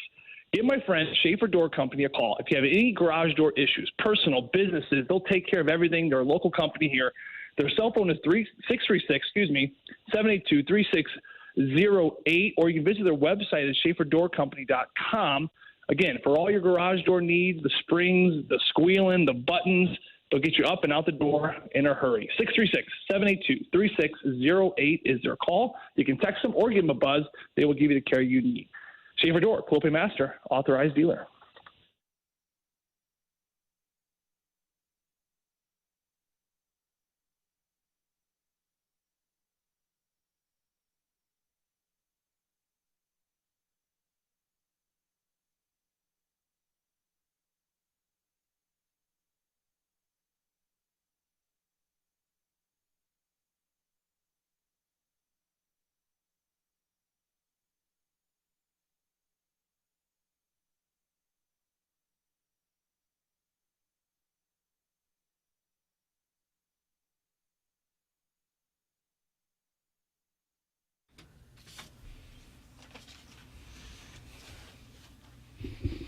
Just make you want it, Doug? It really does. Really? Because I didn't want it before I heard this, and now I want it. Oh, you got it then. Ladies and gentlemen, it is our pleasure to welcome you back to the Morning After, presented to you by Brown and Crouppen on 101 ESPN and the TMA STL YouTube channel. Tim McKernan, Doug Vaughn, Martin Kilcoyne with you. And little Jackie Papers is going to click a button, and on those buttons, it's going to lead us to Joey Vitale's voice on the Collier and Thompson phone lines. Brought to you by Schaefer Door Company. Morning, Joey. What's up, boys?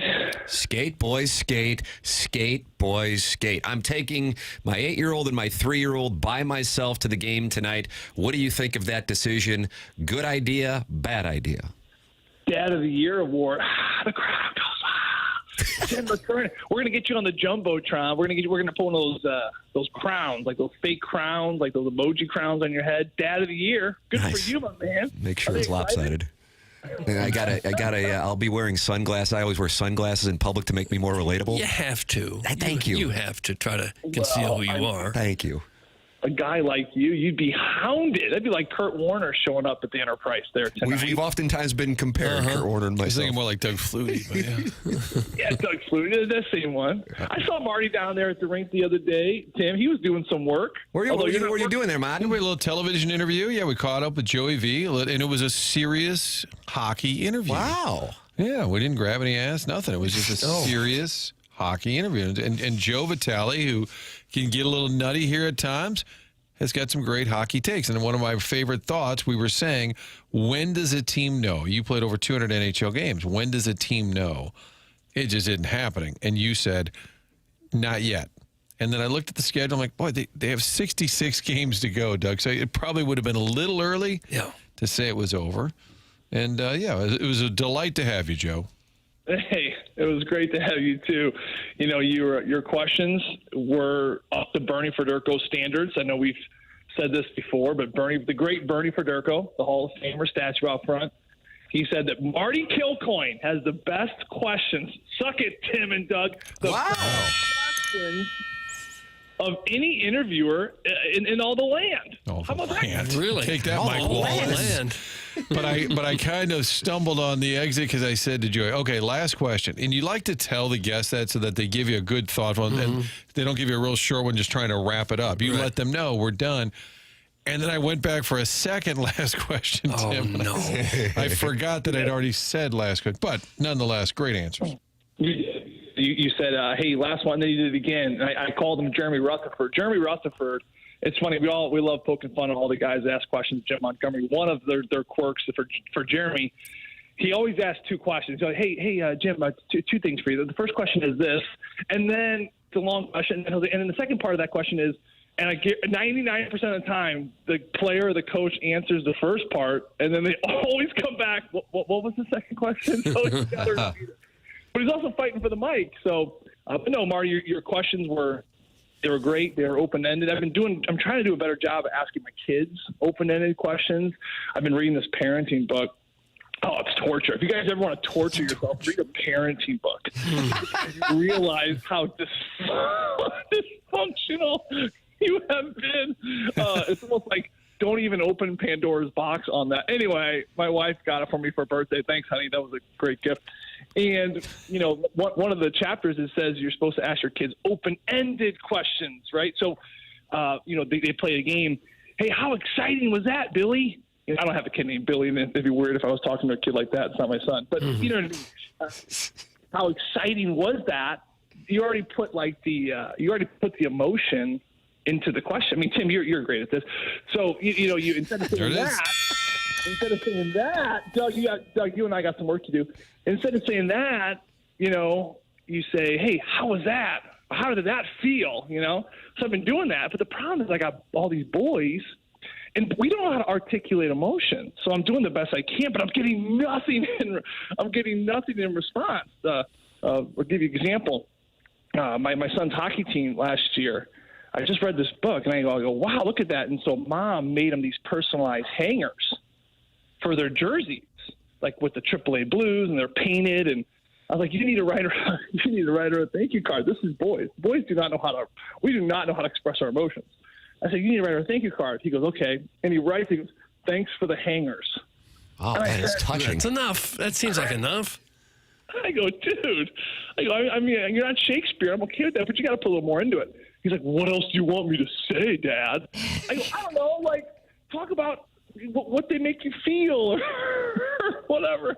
I swear to you guys, his card said, thank you for the hangers. I like how I feel when I look at them. How about that? He's expressing his feelings.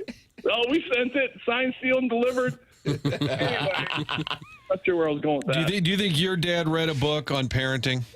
Oh, Marty, no way. My dad his nose was buried in every concrete mix design book out to man. He wanted to know about Merrimack rock and pea gravel and mix designs. If the PSI on all he cared about was that, and that's honestly, I think what I miss. I wish the world would go back to that to some degree. Is this idea that men, we were so consumed in our jobs. Like men back in the day, they're like, all day they're asking themselves one question. This is thousands of years ago. They're asking themselves one question from the moment they wake up until the moment they go to bed. What am I going to feed my family? Like, where are we going to eat today? Like, I got to find food. So they were so preoccupied with this idea of food, right, to take care of their young ones. Well, now the problem with the world, here's the problem with the world, guys. The problem with the world is that we have way too much food. We have way too much food, and it's way too accessible because now men, we already have the food dilemma resolved. We already know what we're going to eat. So then we start picking our nose in things that we don't really need to get our nose into. And this is why the youth sports are so freaking crazy. It's because parents, they have lost sight of everything of their basic needs are taken care of. They know where they're going to eat. They know what they're going to wear. They have shelter. They have heat. They have cooling. They got all their basic needs met. So all of us crazy youth sports parents, well, what are we going to think about? Let's just focus on our kids pushing this piece of rubber around on the ice or kicking a ball on a field of grass. And that's where all the crazies are coming from. So I blame the surplus of food in the world. Yeah. Okay, gaslight girl boss gatekeep. It is interesting when you talk to your parents or grandparents. It seems like nobody had any money. Way back when, nobody seemed to have any money. And now most people, if they put much of an effort into it, have everything they would need and more. And that's why there's all these problems. I think who said, Jackson, who said, more money, more problems? Who said that, Jackson? Is that not Puff? Yeah, that was P. Diddy. Yeah. Doug P. Diddy, Mace, and Biggie Smalls. 97? I don't know. Right message, wrong messenger, maybe. I don't know. I think he had it going on. He knew what he was talking about when he sang that song. Yeah, that's Jackson loves the freak-offs. Yeah, that's the tough part, you know. The tough part, wrong messenger. Yeah, separating the art from the artist. My favorite artist is Joey Vitale, the artist of the spoken artist of the spoken word. Oh my gosh! Yeah. Thank you, Jackson. You're my man. Huh. Well, I don't know if we're going to talk any Blues hockey or not.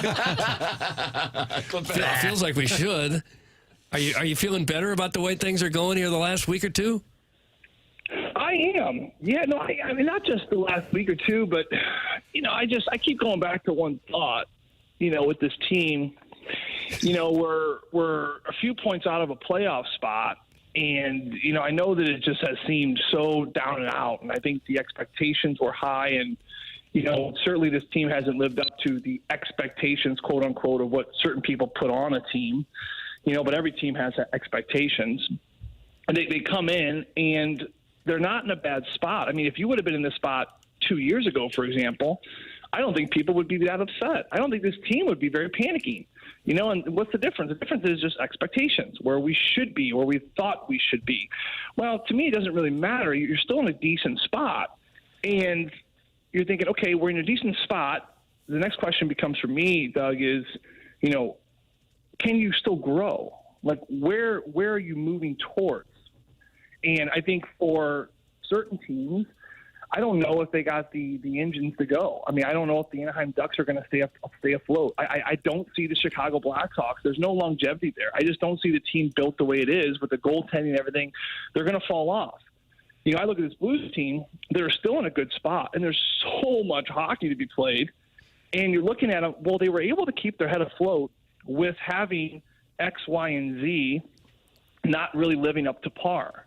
You know, number one, you know, you look at the top goal scorers at 5-on-5. I want to say, I thought I saw this the other day, but Thomas, Kyrou, and Buchnevich, I think they only combined for like 4 or 5 5-on-5 goals. The three of them. Those are your three best offensive guys. Now, that's something that, again, your team is staying afloat, but you still have so much growth there, and that will come, and that will happen. So that's a positive. You know, and then the biggest thing about where they are in the standings for me is look at this goaltending tandem. I still believe this is the best goaltending tandem in the league. I think that what you saw out of Binnington last game, 38 saves and getting the win, that's who he is. That's truly who he is. Everything else, those kind of bad games or bad moments, those are the kind of those fluky ones that, you know, he is going to get away from. And the same for Joe Hofer. Gets a shutout in Buffalo his last game. You know, that's who he is. You know, the 2 starts at home, you know, 2 weeks prior where he couldn't save anything. That's an anomaly. That's not who we're looking at consistently. So with that being said, you start getting your goal scoring going from your top guys, which they will. And then this goaltending, which has been much better lately, it starts to stay consistent. Guys, this team's going to start piling wins together. And you imagine, it's crazy. You put 2 or 3 together, maybe you scrap 3 or 4 points over the next back-to-back here starting tonight. And you're right back in the mix before you hit the road, and you can have a really good road trip.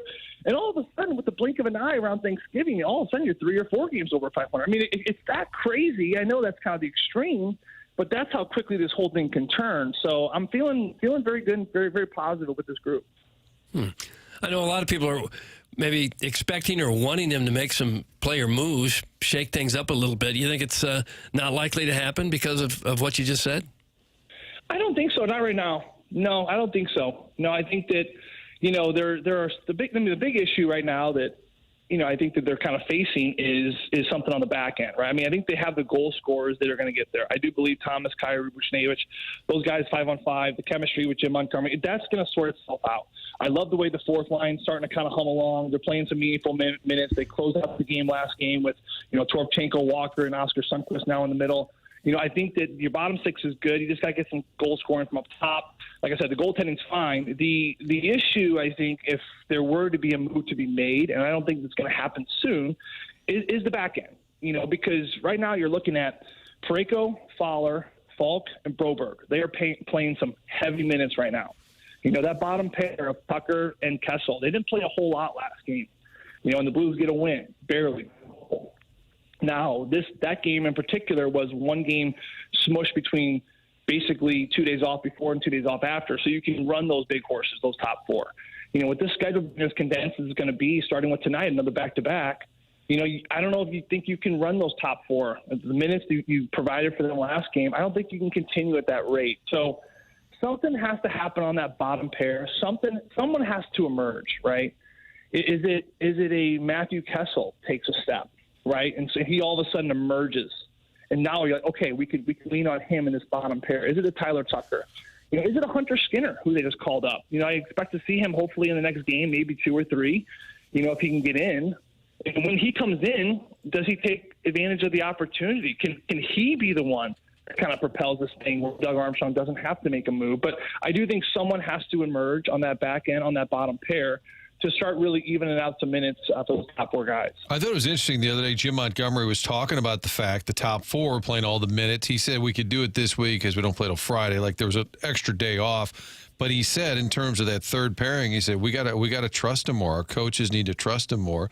Is that Monty also in game? Will he say to his assistants, "Hey, put those guys back out"? Do you think how much in game is there? What we call play calling in a football game. How much is Monty saying to his assistants? All right, let's get Tucker and Kessel back out there. How much do you think that's on the fly? They decide.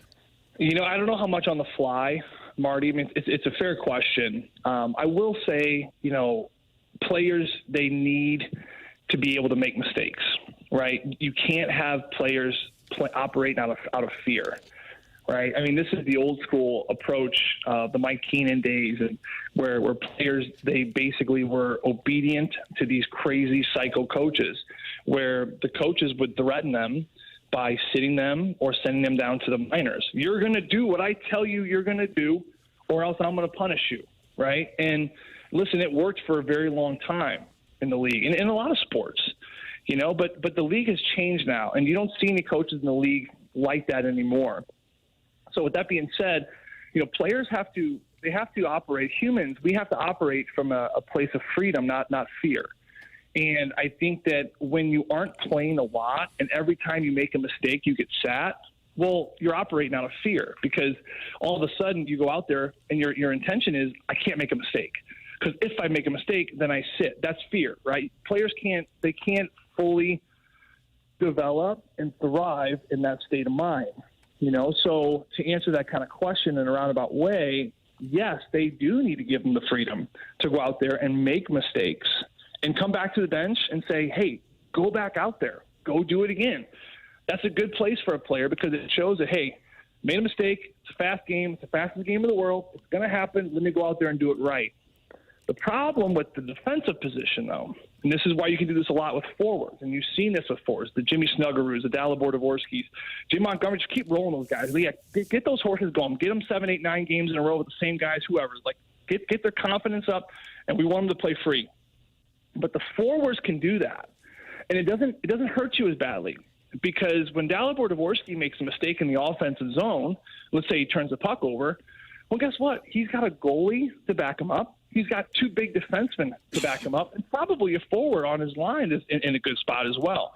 So the forwards' mistakes get covered up more. The defensemen, and we certainly saw this with Logan Mailloux, who got sent down recently, their mistakes, boy, they're really highlighted, right? They really stand out. That's why it takes a lot longer, in my opinion, for defensemen to really get a feel for the game. Chris Pronger a few weeks ago on the broadcast talking about Logan Mailloux, he said he didn't really feel completely comfortable, ready to manage a game until around 200 to 300 games of experience. Now, that's a long time. And the problem is as coaches, you're trying to walk that fine line of, okay, we'd love to get them this many games so we can really start to manage a game. But at the same time, these plays are hurting us in a game. They're hurting us as far as grabbing points. And every point you lose is an extremely valuable point, as we saw last year with the Blues, of course, making it on the very final day of the regular season. So that's the kind of delicate balance. I don't know where the line is. I'm not going to sit here and pretend I know what that's like, because it must be very hard. But it is much tougher for defensemen to continue to get put back out there, because their mistakes definitely are highlighted more. Doug, the Blues with an opportunity to carry the momentum into this weekend. 4 points on the line here over the next 2 days, with 2 home games Friday and Saturday. Flyers tonight, Joey Vitale, Chris Kerber with the call on radio and on television. Pregame here on 101 ESPN, 6 p.m. puck drop 7 p.m. Joey, thank you so much for your time and your enlightenment on parenting, Doug. We also learned about and parenting. Cement mix. And cement mix. We've covered it all, Joey. It's amazing. You are a Renaissance man. Bring the heat tonight, Tim, and all the Blues fans out there. I don't hate a lot of teams. I hate the Philadelphia Flyers. Wow, that Pittsburgh Penguin blood is pumping through you, isn't it? I don't like their fans. I don't like their stupid pumpkin-y orange colors. I hate them. I hate them. So I want the Blues fans to show up tonight, and I want you guys to be loud because I would love nothing more than to beat Daniel Briere and these stupid Philadelphia Flyers. I said it. Wow. Bulletin board material. Did you ever punch Gritty back in the day? No, I wish I could. If I give, you know that question we always get, hey, if you can have one sucker punch, anyone in the world, I would take it right in Gritty's gut. Oh, wow, Gritty in the gut, too. What do you do to you? A lot, Doug. He haunts me in my dreams. Yeah, Gritty shows up in Joey's dreams. Okay. Joey, thank you so much for your time this morning, and looking forward to the festivities tonight at the Enterprise Center. Appreciate it, brother. We're going to look for you tonight. You'll be the one swarmed with all the fans looking for autographs. It'll be easy to spot you at the Enterprise. I'll sign in the first intermission, but not in the second intermission. Fair. That's my policy. Thank you, Joey. Thanks, boys. There he is. That's Joey Vitale, brought to you by Schaefer Door Company. Doug, learning about parenting, cement mix, and the Blues bottom pair. What's the most important of those three topics? Cement mix. Yeah. Because you're always on it. You're walking on it, driving on it, thinking about it. Think about it. I am thinking right now about cement mix. I'm picturing him with a neighborhood kid. Hey, Billy. They're like, Vitale, get away from my kid. No, I was just talking to Billy. Just testing out some material that I'll later use on my own kids. Joey would like for us to return to when men had to fight with saber-toothed tigers for our food versus current times. Good talk, man. That's from the 425. Good talk, Russ. Good talk. You can also text in just like the 425 did, 314-399-9646. And you can call into the Collier and Thompson phone lines, 314-974-0101. And then look it over in that Michelob Ultra YouTube chat where friends gather and talk. They watch the show, 234 doing it right now, like Walrus King, Sam Mother, John N., Bill Reloaded, who says take the Flyers money line, and the old Nipper School Monitors talking to Martin's Wildcat Agenda. They're all in there. You can just open up the YouTube app, type in TMASTL, subscribe to the channel, and the next thing you know is you're watching the show and talking it over with other TMA listeners. Gabe DeArmond coming up at 9 o'clock. We have the TMA Drops of the Week coming up as well, and I've got a recommendation for you for this weekend. On Sunday, when it cools down a little bit and you want a ball strike and maybe watch some NFL football, how about checking out 5-Iron in Clayton? 13 simulators for you to enjoy. TrackMan simulators, including 200 plus of the best golf courses in the world, all indoors, with a restaurant menu and a bar. And you can sit there and either practice or just play with friends and family. That's what I do. I take my sons there. It's 5-Iron Golf on Forsyth. No dress code. Just golf. They have leagues, they have lessons, and perfect venue for your next party or event. Great holiday party spot. It's 5irongolf.com at 8015 Forsyth Boulevard in Clayton. They have memberships for those of you who would like to get work in during the off season, and those are $169 a month.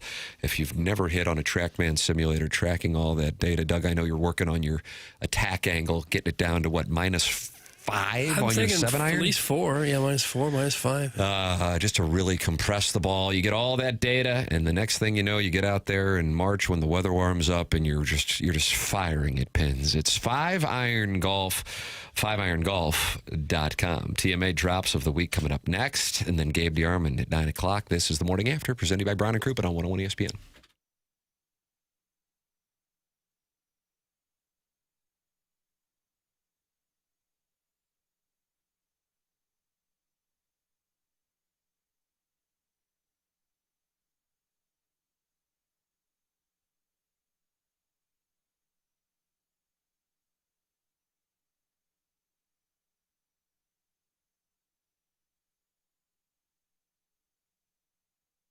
Another new sponsor here on The Morning After, and it's a Morning After listener with the business Atlas Vehicle Pro. And when you call them, let them know you're a TMA listener, you're going to get $400 off your quote when you tell them you are a Morning After listener. The number is 314-720-5990, or check them out online at atlasvehiclepro.com. Has your car's warranty expired or about to expire? When cars break, it's always a surprise. Fixing cars isn't something most people can do in their backyard anymore. Dealership labor rates average nearly $200 an hour. The average repair costs over $1,500, while major repairs can run $3,000 to $5,000. With Atlas coverage, you simply hand over your ID card, not a blank check. Atlas is your roadmap to vehicle protection. Learn more at atlasvehiclepro.com or call 314-720-5990. That's 314-720-5990. Let them know you're a TMA listener, and you get $400 off your quote at Atlas Vehicle Pro. Online at atlasvehiclepro.com.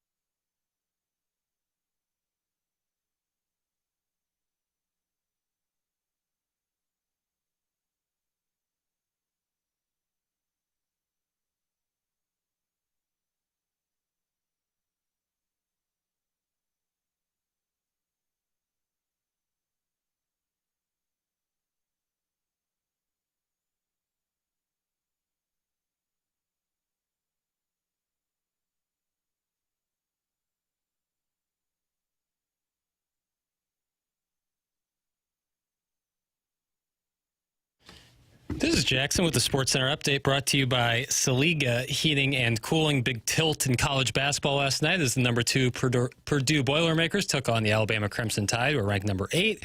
Purdue won 87-80 behind 29 points by Braden Smith. That was our Sports Center update brought to you by Saliga Heating and Cooling, a Daikin heating and air conditioning dealer.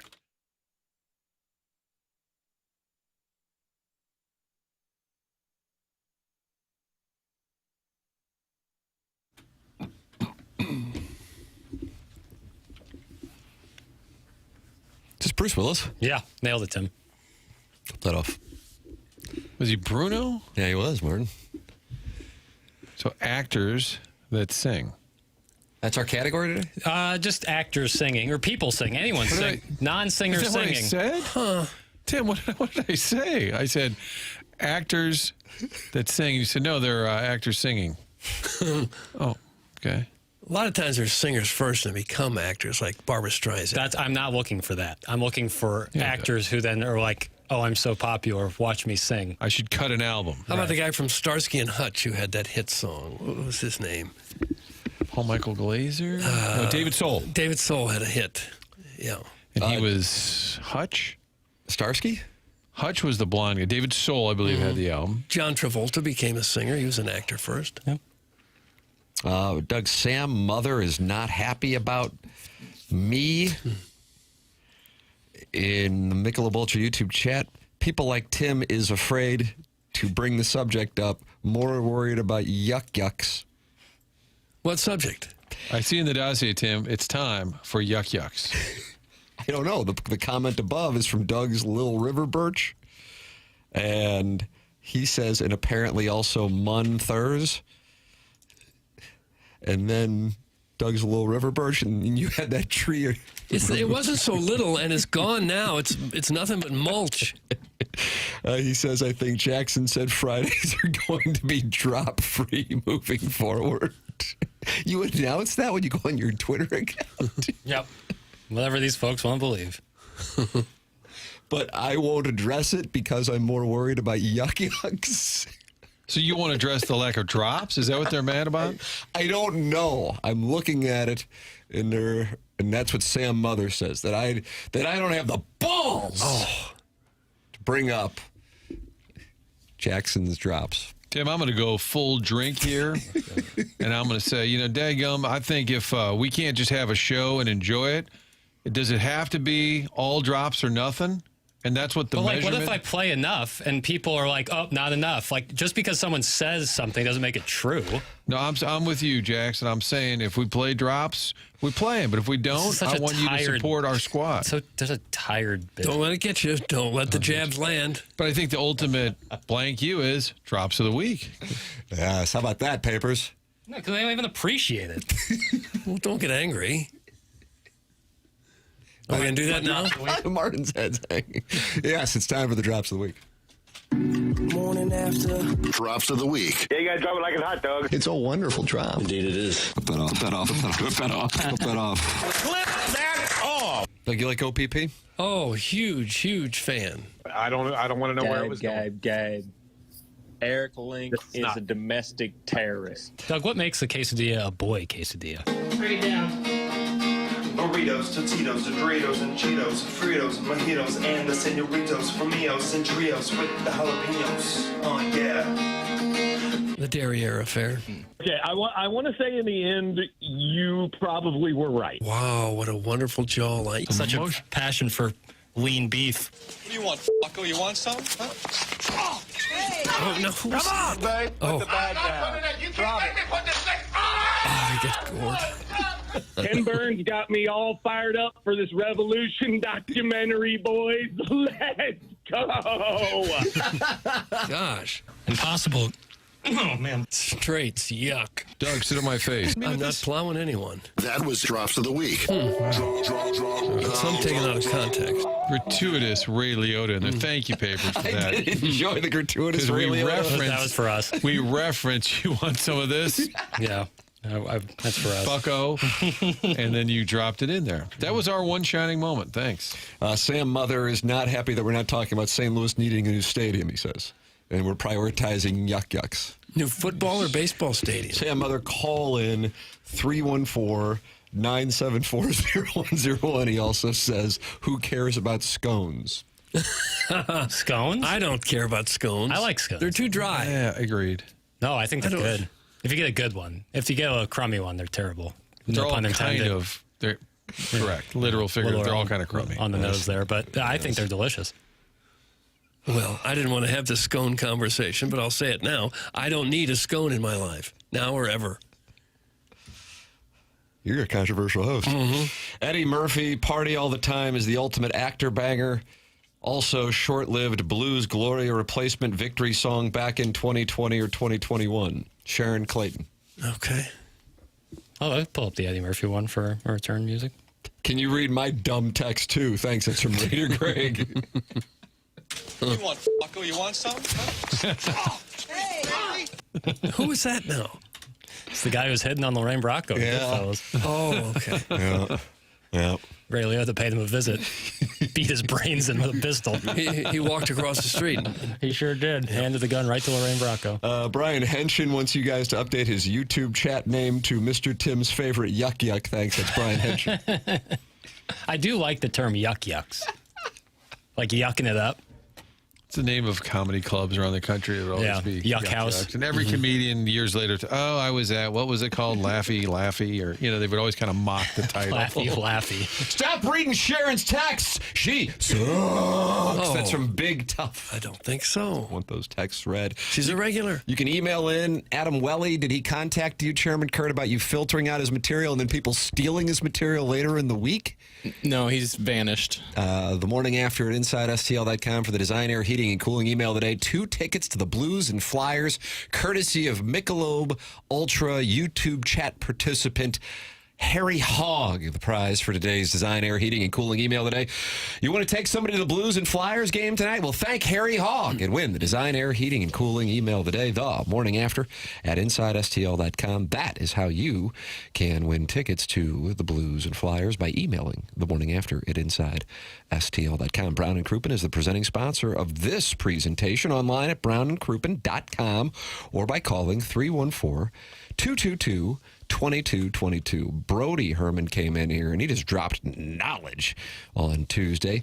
Representing Ed Herman, who was unable to come in, but you hear from Brown and Crouppen and Andy Crouppen and Terry Crouppen and Ed or Brody on Tuesdays because they are in St. Louis. And if you want a local representative, then you're going to need to go through Brown and Crouppen because they are local. You're not going to hear them anywhere else but locally. It's brownandcrouppen.com, 314-222-2222. Don't you want a local law firm, one that knows how to handle the ins and outs of your case and the local environment? After an accident, money can be tight, and that's why they offer so much for free.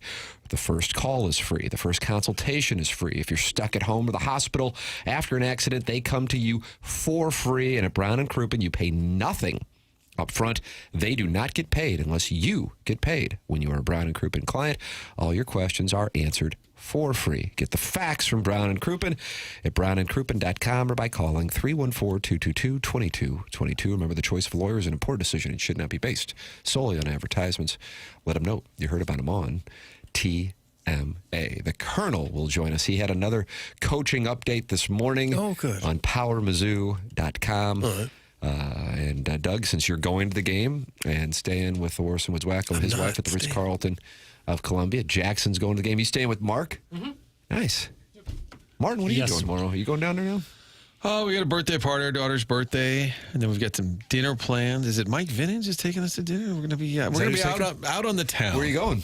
I believe I don't want people. Yeah, I know. I know what that's like. You know how that's like. Oh yeah. No, he invited us. My good buddy Mike is taking Kim and I to Robin in Maplewood. Oh, Red Robin, bottomless fries. No, that's fun. I think it's called Robin, and I guess it's one of the hot new restaurants. I don't know. Really?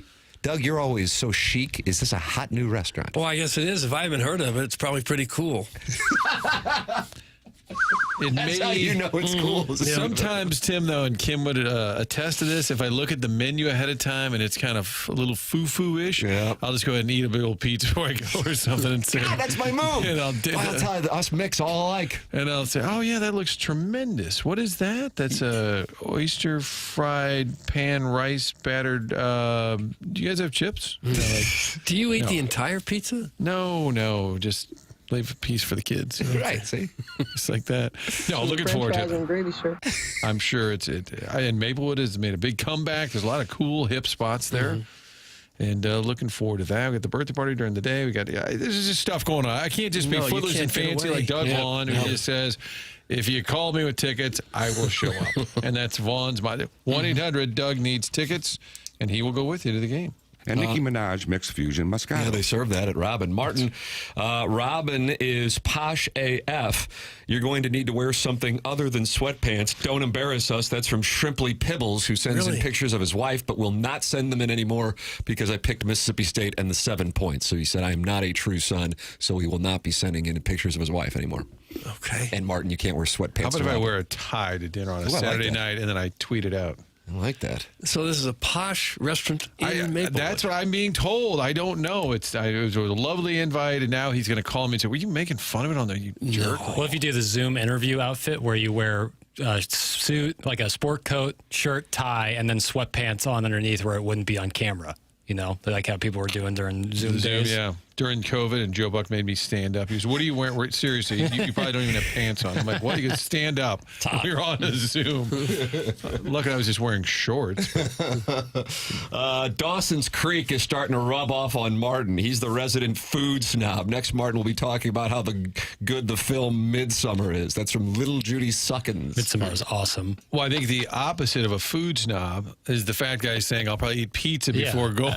I'm the antithesis of a food snob. I don't even eat fish, so I definitely can't be a food snob. No fish at all. No fish. Marty, tell Kim to call Ash. Therapy stuff. Me and you can go grab a steak and be men. They can go help people. That's from the recovering alcoholic. So you're going to go have a steak with him. Dudes be trying to push up on my wife. She bad. Yeah. It's just the game, right? That's what they do. There's the best part future of Missouri coach Fran Brown. The best part of the drop is that Papers mouths all the words. He knows that so well. He's not having a great year, but he's on his sixth string quarterback. I think. Hey, listen, you got to trust the process. How about if I live tweet my Mizzou thoughts from Robin? While watching. Hunchback of Von Castle said it was named one of America's best restaurants by the New York Times, Martin. Yeah. Look at you. The New York Times sent people there? How about that?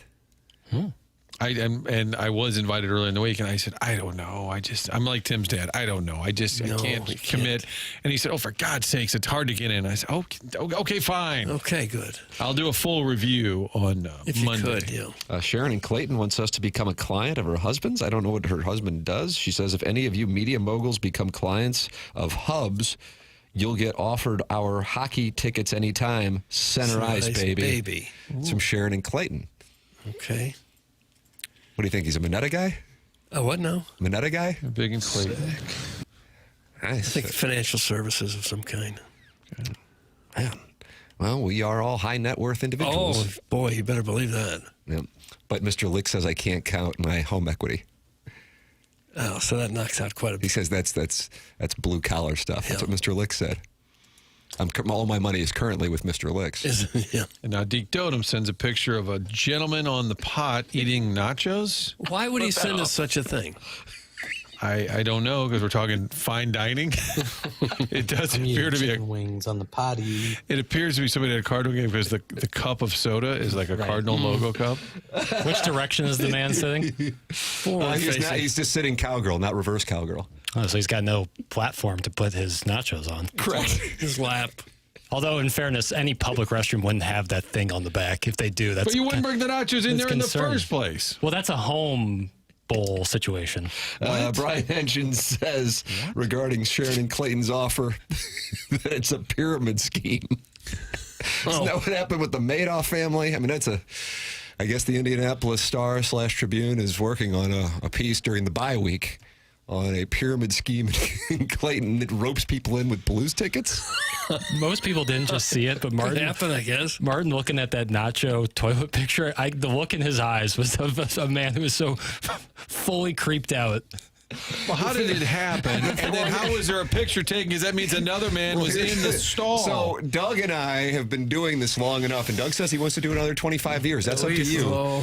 I think this is our year for the Tigers. That we see pictures of a bottomless Mark McGuire daily, and the pictures that Dotem sends in daily of guys eating chicken wings, nachos, or fries on the potty, that it doesn't even faze me anymore. Yeah. But if you're, as you said, new to the program and you're seeing the text inbox for the first time, I would understand how those images would shock you.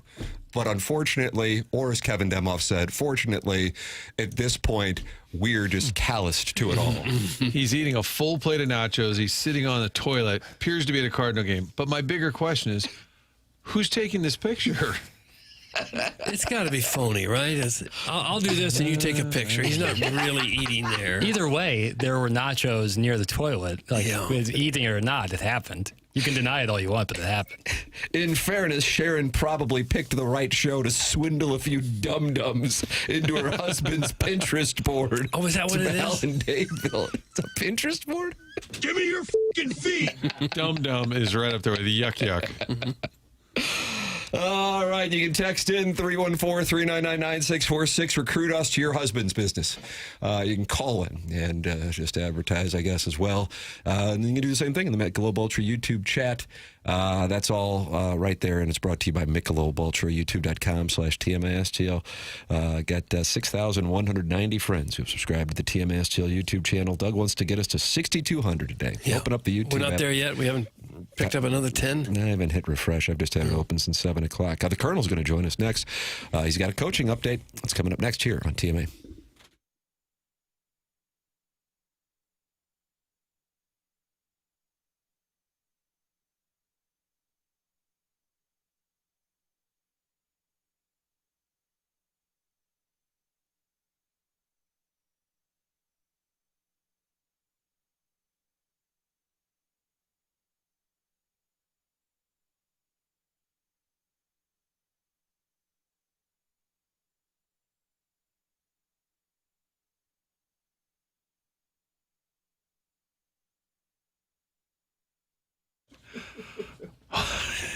You guys are the worst. AutoLoanPro.com is the best. See what we did there. AutoLoanPro.com is where you can go for your next vehicle. Doesn't matter what the situation, what the circumstance. Get your car, get your credit back on track. Do that with little to no money down. They work hard to get you the best rates possible. And AutoLoanPro is able to do that because they work with over 50 different lenders. They are part of the Lita family. Go online, AutoLoanPro.com. Check out the vehicles that are available there. Also, find that free playbook. Robert Thomas, big supporter of AutoLoanPro.com as well. And the playbook will help you get educated on the credit system, but also get you into the car of your choice in the future. Financing that car can be complicated. Only one thing to know, and that is to choose the Auto Loan Pro. Auto Loan Pro gets you the vehicle, gets you back on track, working all those different lenders, little to no money down. So no matter what the situation, get that vehicle at AutoLoanPro.com.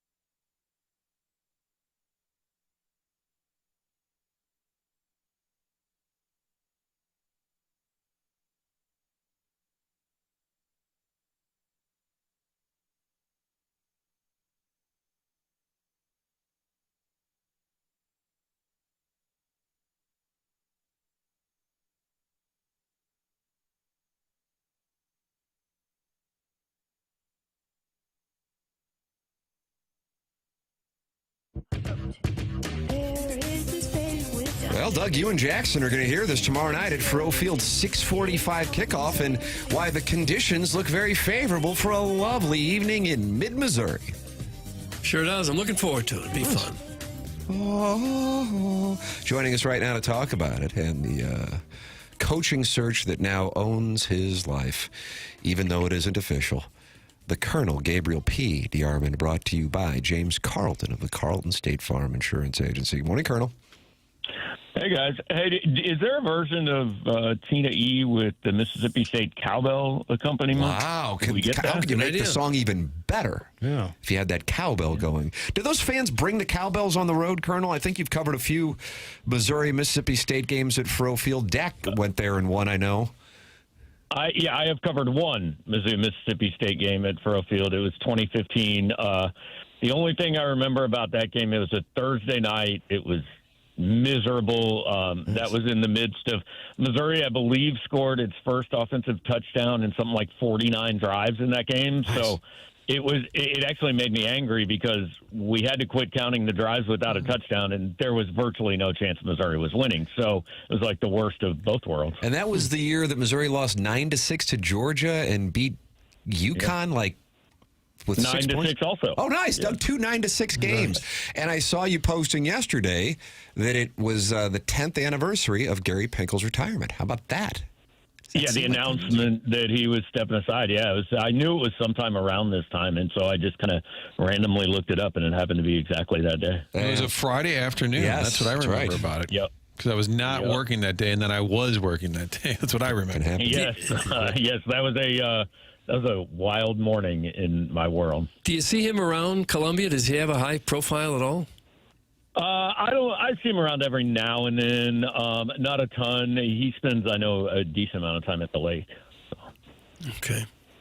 Colonel, I saw that you posted, as you're trying to enjoy a day off today, weekly Friday coaching chatter update last night, and giving the Power Mizzou subscribers the latest that you are hearing. What can you share with our audience, sir? Yeah, I mean, Drink is the only guy who's mentioned for all of these jobs, right? Lane Kiffin's mentioned for some. John Summerall's kind of in the mix for some. Jeff Brom's name is out there. Clark Lee's name is out there. But, like, the 4 big jobs, which is LSU, Auburn, Florida, Penn State, Drink's name is mentioned in connection some places with all of them. You know, he obviously has not signed anything or made any sort of public declaration that he is staying, which does not mean he's leaving. The information I've heard around here still really hasn't changed in 3 weeks, which is that the stuff coming out of Drink's camp is that he fully intends to be here. I don't know why he would obviously say any different, obviously, but he fully intends to be here. Most people believe this is not about, you know, like he makes $9.5 million. He's doing fine. I don't think this is about a raise necessarily for him, not that he would turn it down, but I think it's about, you know, support for the program, staffing, things like that. And he wants to make sure that he can put Missouri on a par with some of these upper-level SEC programs. Now, look, I don't think you're ever probably outspending Texas A&M, Texas, you know, LSU, Tennessee, things like that. But you can get a little bit – you can narrow that gap a little bit. I think that's what he wants. But, look, if you're looking at this honestly, the truth is – there's only one way to end this. He knows all this talk is out there. If he wanted to end it now, he could. He hasn't. So there remains doubt until and unless that happens. You think his stock went down at all with what's happened here the last few weeks? He still really hasn't beaten anybody. It's so easy to explain away. He's on his third-string quarterback. I mean, I am of the belief if you liked him 2 weeks ago, you still like him now. You know, I don't think – I think you're making the decision much more – if you're another school, you're pursuing him much more on 27-8 over a 2.5-year period than 1-3 in a 1-month period. You know, and I know a lot of people would say, well, man, if he goes 7-5, that's hard to sell to the fan base. You cannot make a decision based on how the internet fans are going to react because they're going to hate it no matter what you do. Gabe, when is the first time players can start saying, I'm done, I'm out, or sitting out, or talking about transferring? When does that window start to begin? I mean, they could say it anytime they want. There's nothing stopping a kid from putting out, hey, I'm entering the portal after the season, like a kid who's not playing or whatever. Nobody who's playing is going to say it now because they've all played more than 4 games, so there's not a red shirt available or anything. So it mostly won't happen until after the season. But then the season ends November 29th. Portal doesn't open until January 2nd. But I assume as soon as November 30th, we'll start seeing some declarations. What are you hearing regarding the names associated with these big jobs outside of Eli Drinkwitz, Gabe? Yeah, I think most people assume that Auburn is John Summerall, there's some talk that DJ Durkin could get that full-time job as well because he's done a great job with the defense, and apparently the players and the people there really like him. Florida is very much Lane Kiffin or bust, and will deal with what comes if he does not take that job. LSU, I think, is also involved with Kiffin. I'm not sure that I think most people view Florida as a bigger threat to get Lane than LSU, but I think he is probably atop LSU's list, and then what happens with him determines what happens after that. Penn State's the harder one. Drink has been mentioned with that since day one. Like I am fairly confident he's a top 2 to 4 candidate at Penn State. I don't know who the other guys are. There has been some Mike Elko talk, but that's the one kind of like, when we went through I heard Bob Knight met with a realtor in Columbia. Like that's the kind of thing where it's like, yeah, that's put out there, but it seems like more wishful thinking than anything to me. Like, why is Mike Elko leaving Texas A&M for Penn State? That doesn't make any sense to me. So, I'm not as sure about who else is involved with Penn State, but I do think I think Drinkwitz is involved there. I think he could be involved at LSU and Florida, depending on what happens with Lane. And the Auburn situation, people say, his name's definitely in the mix. It's definitely mentioned. But again, that just all really kind of points to Summerall right now to me. What's the most interesting thing on Saturday night? Do you think it's how they handle Zollers or how he plays? Well, what are you most interested to see? Do you want the real answer, or do you want the answer that fans will be happier with? Both of them. We got time. Okay. I think seeing how motivated Missouri is, because Eli made comments on Tuesday night indicating, and look, I fully agree with him. Apparently there was some pushback against this, but I didn't really see any of it. But a couple people had mentioned it. It basically, kind of paraphrasing, no direct quotes, is, hey, we got to get over the idea that the season only matters if you make the playoff. There's still a lot to play for and all that. And that's like, this thing is still very difficult to make. You're an NFL team. If you don't make a playoff where 14 of the 32 teams make it, yeah, it's fair to say this season's stupid and I shouldn't pay attention. In college football, it's 12 out of 136. I mean, this thing is still very, very difficult to make. And unless I think there are, I don't know, maybe 8 schools that start the season where you go, if we're not in the playoff, this is a bad year. That should not be the case at most places, and it should not be the case at Missouri. Now, the real answer is, I don't know, nothing about this game particularly interests me. Oh, no. I mean, Oklahoma's interesting because it's Oklahoma. Mississippi State and Arkansas are whatever. They're going to play them, and we're going to cover them. But I've told people at this point, Cody Goodwin is covering the team for us. My full-time job right now is what happens with Drinkwitz until we have a resolution, because the truth is that is far more important than do they beat Mississippi State or not. Well, as you said, Drinkwitz has a history now of winning over the years, but if they tank it here over the last 3 games and they wind up 6-6, that would seem like that would tarnish his reputation quite a bit, wouldn't it? It's possible, yeah. But again, who is playing their third-string quarterback and has played all season with a backup kicker, which changes and frankly is now playing his third-string kicker, and is going to be in good shape. It is a very easy argument to refute to me. All right.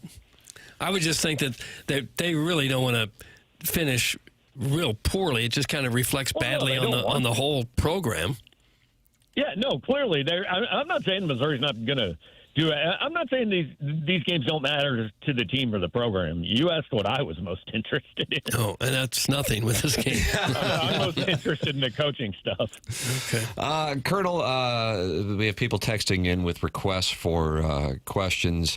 I know a lot of these are rumors, and it's a difficult spot because your name is on it, and you can't just spout things off. But I did see a comment about the rumor with the play calling, from the South Carolina game making its way around social media. And then in addition to that Eli Drinkwitz is now calling the plays and Kirby Moore is not. Have you actually been able to source any of that to confirm rumors, or are they remaining just rumors online? No. Look, I don't know exactly what the process of calling plays is, but in general, I think Kirby Moore calls the plays for Missouri. And, I remember Gary Pinkel saying this, look, he's on the headset. If there's something he doesn't like, he can say no. And I'm sure that's the case with Eli Drinkwitz. His vote counts for 51%. If Kirby Moore calls something that Drinkwitz absolutely doesn't want to do, Drinkwitz said, hey, on 3rd and 10 against A&M in the second quarter, I gave the approval to try to get the first down, and I should have said, no, we're going to run a screen pass or something like that, and he didn't do it. But obviously he has the power to do it. The play sheet, so for people who haven't seen it, there is on Reddit, I think it was posted, I don't know, 2.5 weeks ago, there is what appears to be like some practice sheets from Missouri. It looks to me very legitimate. They're, play names and handwritten notes and things like that, and period 1, period 2, all that. Look, you could hand that to me before a football game, and I can't do anything with it. I would assume if you handed it to a coach or an analyst for another team, they could go back and match some things up with game film and all that, and probably it would be useful. But, some people ask me, hey, is this something you're going to ask about? The truth is, the second I go into a press conference and ask Eli Drinkwitz, so this thing that was on Reddit, he quits taking me seriously at that moment. I'm not even trying to be funny. It's just not a question I can't really ask. Not based on that. Maybe it's true. Maybe it's a thing, but I don't really know how you go about asking someone, hey, is this the A&M calling out the plays, that was Caden Green that said that. That's very easy for me to say. So one of your players said this. What's the deal? Somebody posted this on Reddit is not really enough for me to start asking around. And if he was calling the plays, which, again, who knows for sure, it's an interesting answer that he gave Saturday because he kind of lamented the fact that he didn't weigh in and change the play on that 3rd down. Right. So he would have to be fully invested in trying to fake people out with that answer, which is probably, what I'm saying? You're right. You're right, Martin. Because the way he answered it was as if he wasn't going to throw Kirby under the bus, but he kind of regretted that he approved the call, which would indicate that it was someone else's call. And look, what he said on Tuesday to me, I've said it 1,000 times. He said, I've never coached a football game where the staff didn't come back afterwards and say, I wish I'd have done this a little differently. I wish I'd have handled that situation better. I think especially online, the expectation is the offensive coordinator should call a perfect game. Even the Vandy game. Hey, I agree. Bad call on 3rd and goal. But when you run 78 plays, there are going to be a few of them you disagree with. You don't ask your pitcher to go out and throw a no-hitter every night. If he holds the other team to 2 runs on 6 hits, he's done a pretty good job. It's not a perfect game, but he's done a good enough job to give you a chance to win the game. I don't think you can ask an offensive coordinator to throw a perfect game. And I'm not even saying, again, I have to say this every single time. I'm not saying Kirby Moore has been great this year. I'm not saying there are no issues with the play calling. It's just there are also other things that contribute to it. And they also have to make really quick decisions in the chaos of battle there. I know they're paid a lot of money to do that, but we get hours to pick it apart, and they've got seconds to make calls. Yeah, it's real easy. And again, like, nobody wants to blame the blocking. Nobody wants to blame the freshman quarterback that didn't play well. Nobody wants to blame the receivers that don't really seem to get open all that often. It's all just, well, I know we have the guys call the right plays. It's not that simple. I will be legitimately being sincere. I don't know if I'll be watching the game live tomorrow night, but I certainly will go back and watch it to see what goes on with Zollers, certainly how they call the game for him. I've heard Cody call him with the click the easy play options to get him comfortable, to see what was going on last week. And I realize you have to, Doug, you say Texas A&M was on scholarship as well. Hell, is on scholarship too. That's exactly right. And Mississippi State is on scholarship, but maybe not as nice of one as they are down in College Station. And to see if we see more of what we saw in Nashville versus what we saw last week in Columbia with him. I mean, I think Mississippi State gives up 177 yards a game on the ground. I really think this should be a game where you can just line up and run the ball at them. Not every play, but a lot of plays. Like, if there's a night for Ahmad Hardy and Jamal Roberts to both get 20 carries, I think this is that night. There you go. All right. Doug, you want to ask about the gold pants or anything, or are you done? No. Quick hoops question. How do they look to you so far in the early going? Just the number one recruiting class in the country. Oh, Papers isn't happy with the way it is. Just I guess goes under the radar. Look pretty good against Minnesota. You know, beat is the biggest margin of victory against a Big Ten team in school history. And again, I think we do when are they going to play 40 minutes? Most teams don't play 40 minutes. Against Minnesota, 15 was good enough. Now, probably need more than 15 as you play tougher teams. But, it's pretty interesting. He's really only playing about 8 guys right now, and that is very anti what Dennis Gates has always done, especially earlier in the season. Now he has 2 or 3 guys unavailable, so it'll be interesting to see if those guys get back, and if they're going to get back, they need to get back pretty soon. I think in the next week to week and a half. But when those guys come back, how does that change the rotation, and do we go back to 11 guys playing on any given night, 12 guys playing, or is this a little bit of is this a shift by choice, or is this a shift by necessity?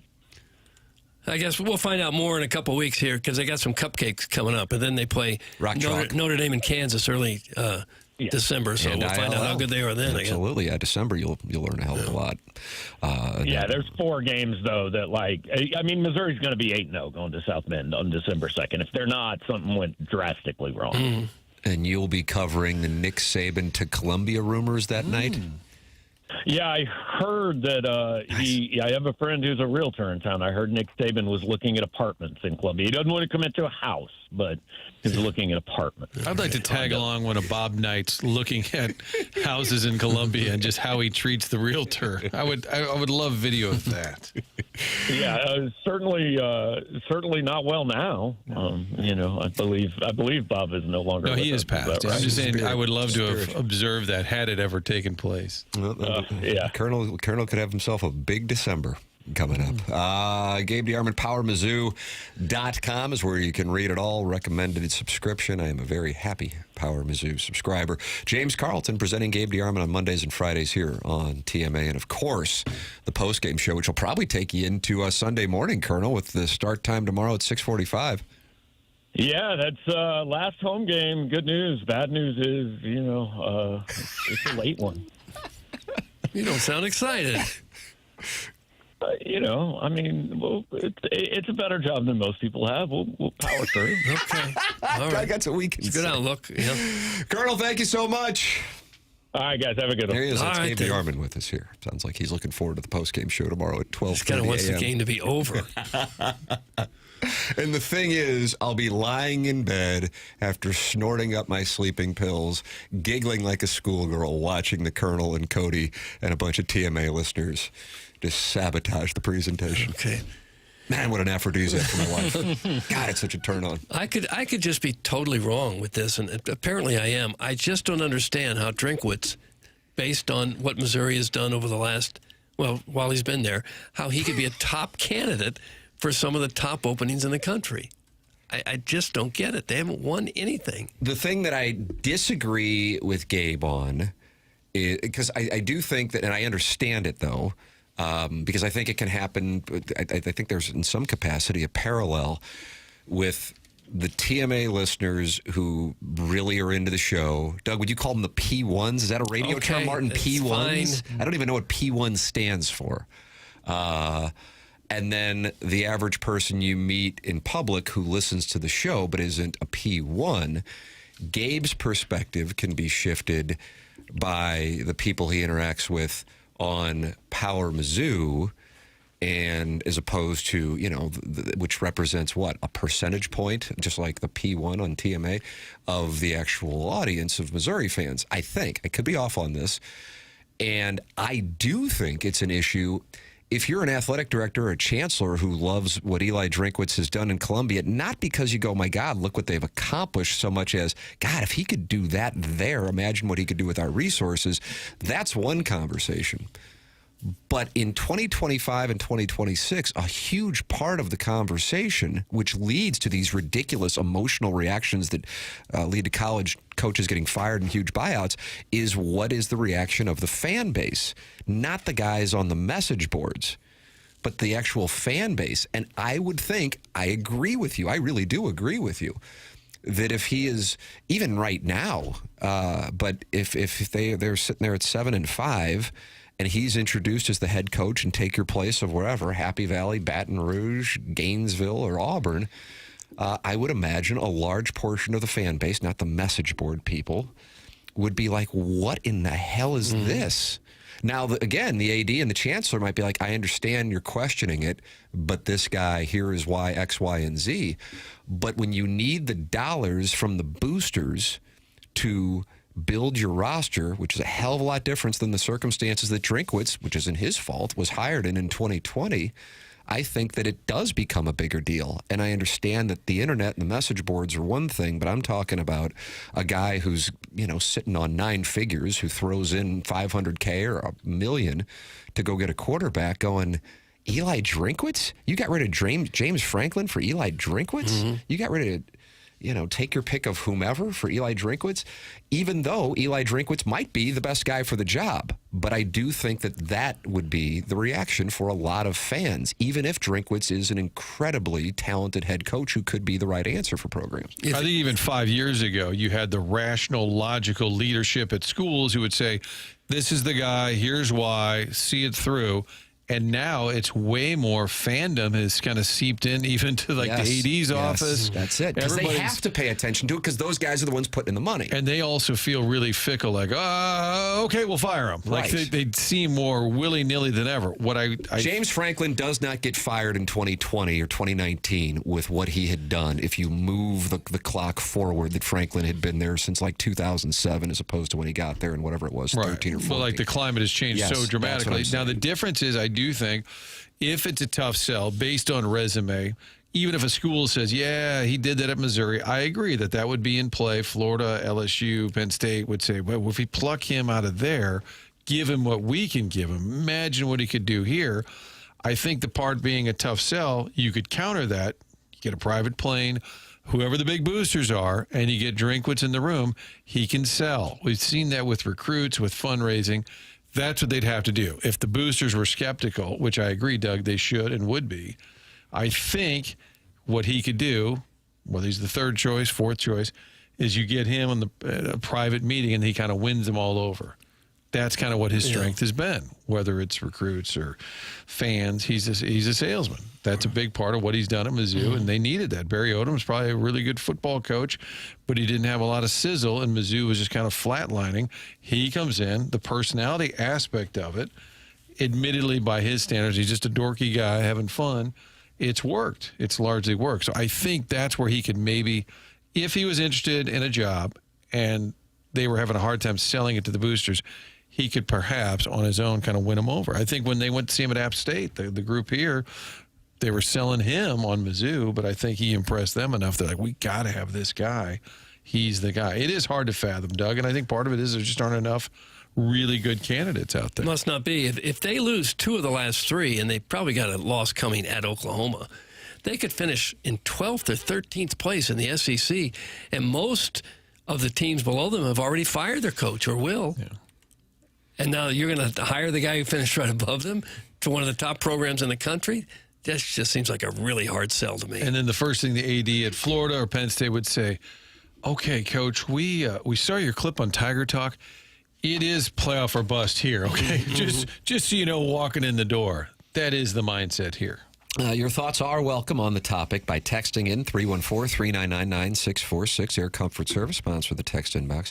Michelob Ultra, sponsor of the YouTube chat, youtube.com/TMA. STL Doug, we are at 6,200 subscribers. Did we get there? Now we got okay, there. Tip of the cap to the audience. What a day.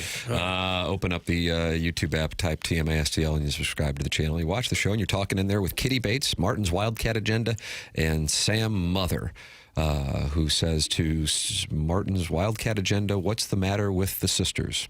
That's what he's asking now. He was not happy that we would not discuss St. Louis's need for a new stadium earlier in the program.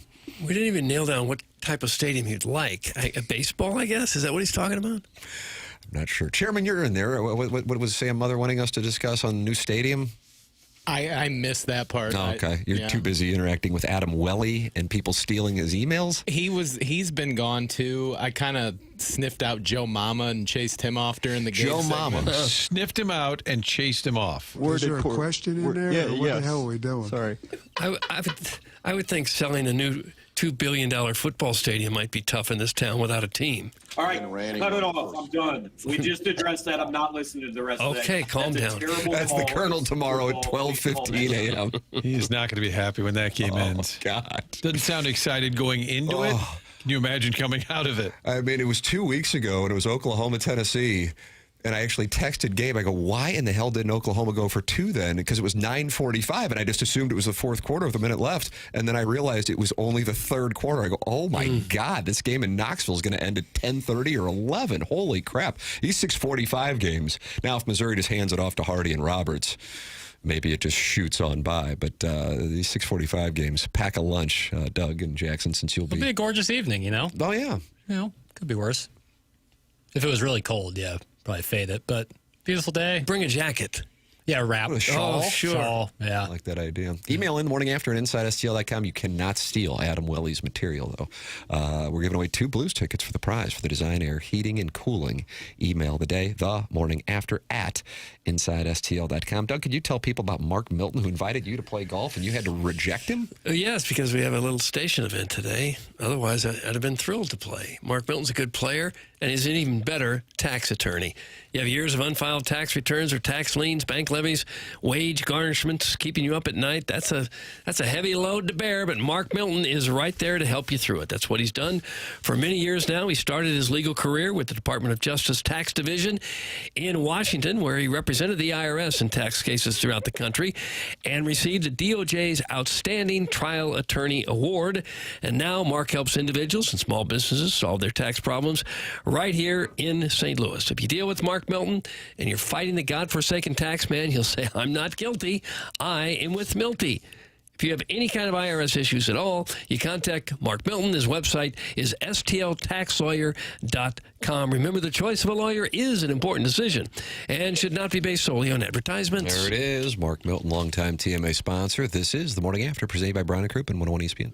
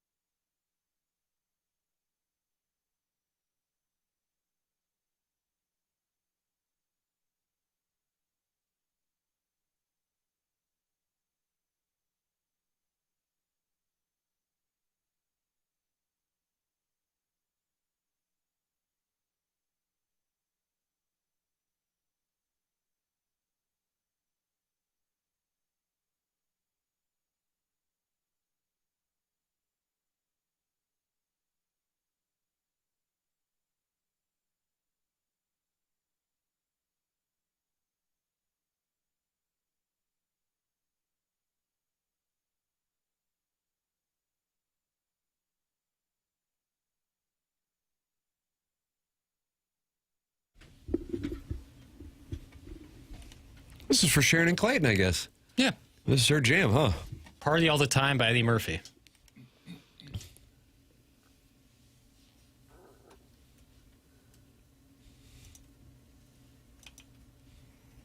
It's kind of an old Rick James feel to it. He was in there. Is that him? Well, it's Eddie Murphy, but Rick James produced it. He's in the music video. Well, I'm looking at the video. Yeah, he's in the music video. Yeah.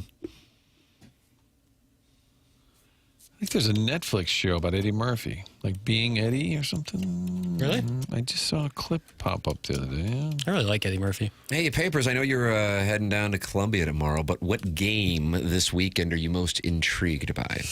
What game this weekend am I most intrigued by as I buy time? Right.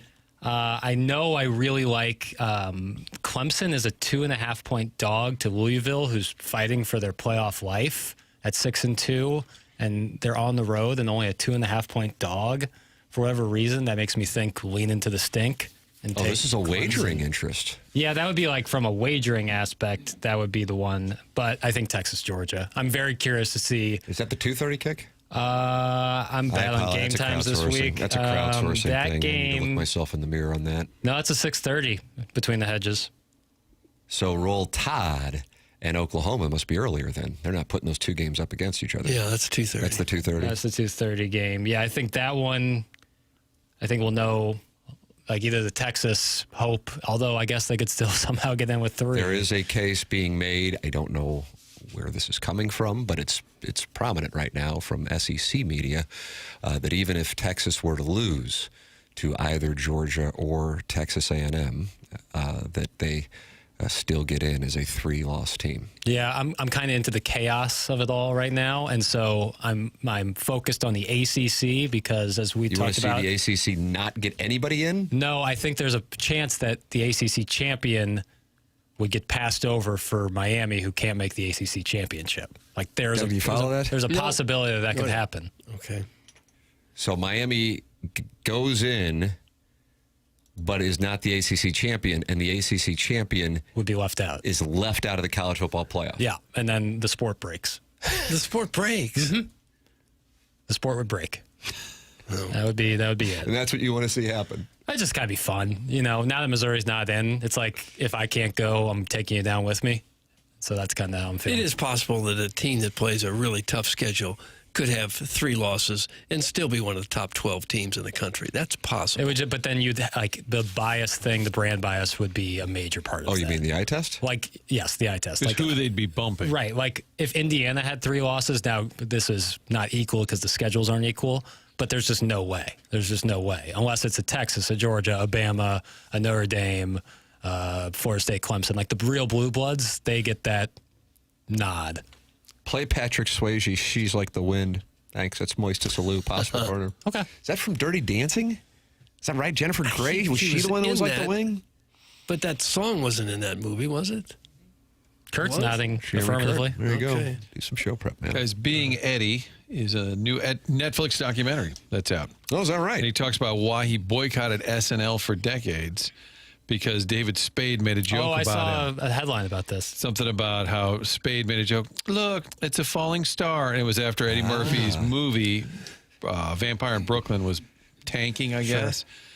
And he said, I didn't say F David Spade. I said F SNL for letting that joke go through. He said now it wouldn't get allowed, even like be vetoed by the powers that be. Oh, I didn't even know about this show. Guess I got to watch it. Being Eddie. Jackson's skeptical on Netflix. You say they churn out quantity, not quality. Is that right?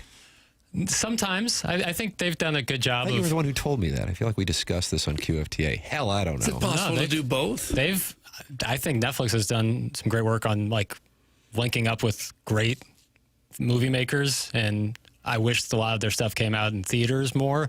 But, if it gives Noah Baumbach the opportunity to make more movies for him, then so be it. Noah Baumbach? Yeah, he's got a movie coming out with George Clooney and Adam Sandler in December called Jay Kelly. Very excited for it. And this movie, boy, that's why you listen, Doug. Well, Marsh, the guest this week. Yeah. It's we talk about the movie that comes out right today, The Running Man with Glenn Powell. So that's for your listening pleasure tomorrow at 10 a.m. My wife once karaoke'd this at work Christmas after party at Harpo's. She's neat. That's from Stepdad Gary, who likes his wife. Well, that's good. That's nice.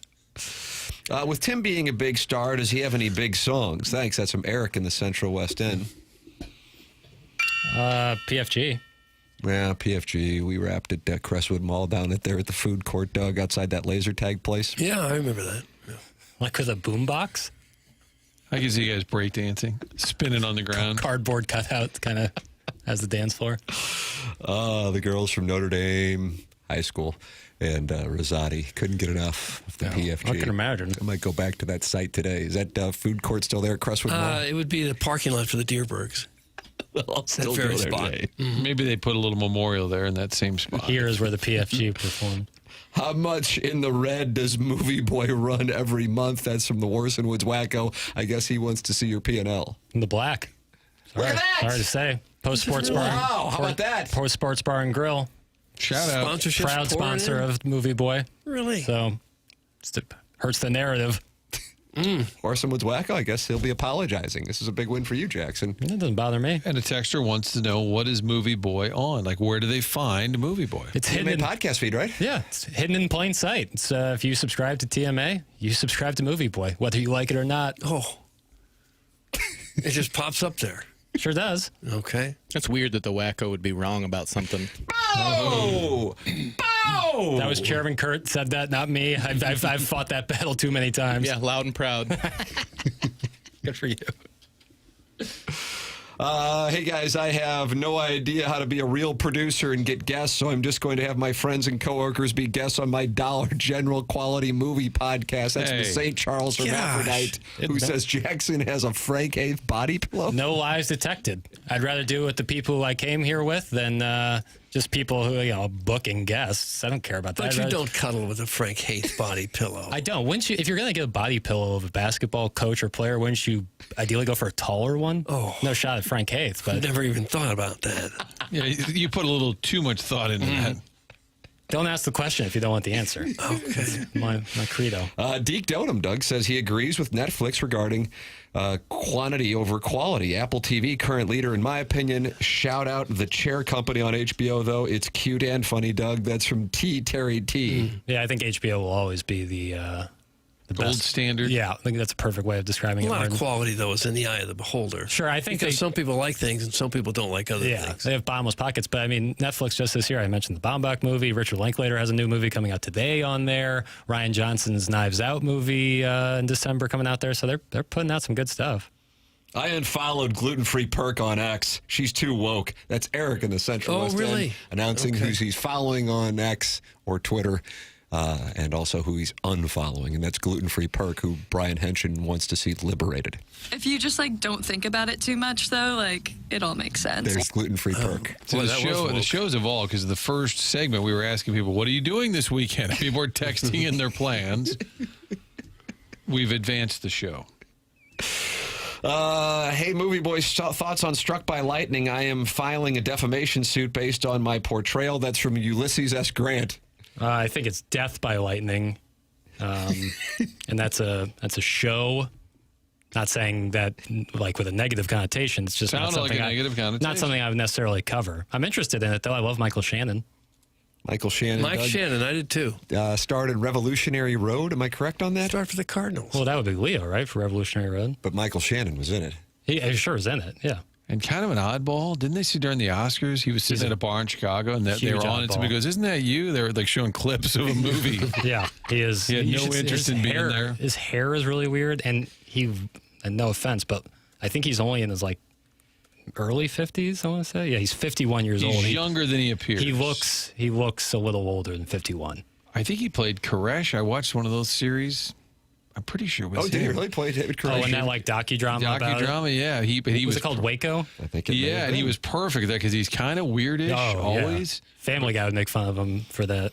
Warson Woods Wacko has responded to Chairman Kurt. KG, you need credentials to get into Lot L tomorrow, so head to the dorm parties. That's from the Warson Woods Wacko, who sounds like you are not going to be allowed into Lot L, the Huntley of tailgating in Columbia. I actually do have credentials for tomorrow, so have you? Taste that, Wacko. You actually, there are credentials for Lot L? No, I'm talking about for the press game box itself. and whatnot. You're going in the press box? I am. How about that? Wow. You gonna do some interviews for us? Drink has no idea what's coming for him. Wow. Are you really going to the post game and asking questions? I'm not going to ask any questions, but I am. Why not? The kids are half your age. They're doing the questions. Might as well. We'll see if I can work up to that, but. Wow. I just think it might be a bad idea if Kurt asks questions. I mean, I love the chairman, but it could get weird. I don't know. Why don't you go up to the guy representing the CarX Muffler Bowl and see if he wants to come on the show? And then you could say you were there in a producing fashion. Yeah, I'll see what kind of connections I can make for us tomorrow. There you go. All right. According to who? Arch said that to you? No. I'd like to see you get down there in that locker room and do some digging. Well, it's not possible. Get into the locker room. They get the approved players. Yeah, right outside. Out. Yeah. Matt Zollers hasn't been seen or heard from. No. I wonder if he'll talk Saturday. I'm a big fan of hearing from the kids. The other day, I was like, freshman kid, don't need to beat him up. I thought they'd roll him on Tuesday. Yeah, I like how Gates will have a player on each side of him during a post-game. I'll take this one. Let me resend this. KG, you need credentials to get into the Lot L tailgate tomorrow, so head to the press box. That's from the Warson Woods Wacko. So I guess that's where he wanted you to go anyway. I don't know what that means. We got 3 people going to the game. There was a text earlier inviting you guys to a tailgate at the Kai Sai house or something. Kai Sai. I never heard of that one. I'm remembering it incorrectly, but they were. Martin, you and I will be at restaurants. Chairman Jackson and Doug will be at the game. There is the Saturday night plans. I'll be at the Blues game tonight. Anybody else going to be at the Blues game? Chairman Kurt. Wow. Big weekend. Yeah, I'm telling you. Sink life. Sink life? Single income, no kids. Oh. Sink life. Single income. You going to the game by yourself, or have you got some fancy date lined up? No comment. Oh. Wow. Doug, what's going on? And then we'll find out on Monday. Doug went to the Blues game, too. Yes. Well, they called me at 6:40 with seats, so why not? You can email in. We're giving away Blues tickets for the prize for the Design Air Heating and Cooling email today, the morning after at InsideSTL.com. The morning after at InsideSTL.com. And you can call in with your weekend plans. Doug, you know anything about Collier and Thompson? Well, I do. And you should know something about Collier and Thompson, too, if you're planning on sprucing up any part of your house. Boy, they do it better than anyone else, and they have been for a long time. Since way back in the 1950s is when the business started. Been going strong ever since. Their employees have more than 165 years of experience fixing up homes and making them look fantastic. If you got an old, tired-looking kitchen, maybe you just need an appliance or two, Collier & Thompson has got all the answers. You should hit their website at collierandthompson.com. Look at some of the before and after pictures they have done. Just absolutely beautiful work. And not just kitchens. Overdo a master bathroom, a bedroom. You want a man cave. You want to finish your basement. Collier & Thompson has the pros to do all of that, and they do a first-class job. It's hard to know who you can trust to be in your home and who's going to be there to back up their work. Collier & Thompson stands behind every job that they do during the process. They are always available for you in case you need to make any changes. They truly care about the work that they do. For them, it's more than just a job. They take great pride in the work that they produce. May cost them a little extra time, a few extra dollars, but that's what sets them apart from the competition. If you know anyone who's had their kitchen redone by Collier & Thompson, ask if you can go over and see it. I'm sure you will be super impressed because the work they do is absolutely fantastic. Here's a little testimonial from Patricia. Hello, Patty Pat. She says, excellent quality of workmanship and products. Environment was clean. Project done on time as promised. No question that things were done right as promised. That's the way they do it at Collier & Thompson, a company that you can trust. Where are they, you say? Well, they're on Manchester and Baldwin next to Uncle Bill's Pancake House. Come home to quality online at collierandthompson.com. The program is called The Morning After. It airs on 101 ESPN and the TMASTL YouTube channel.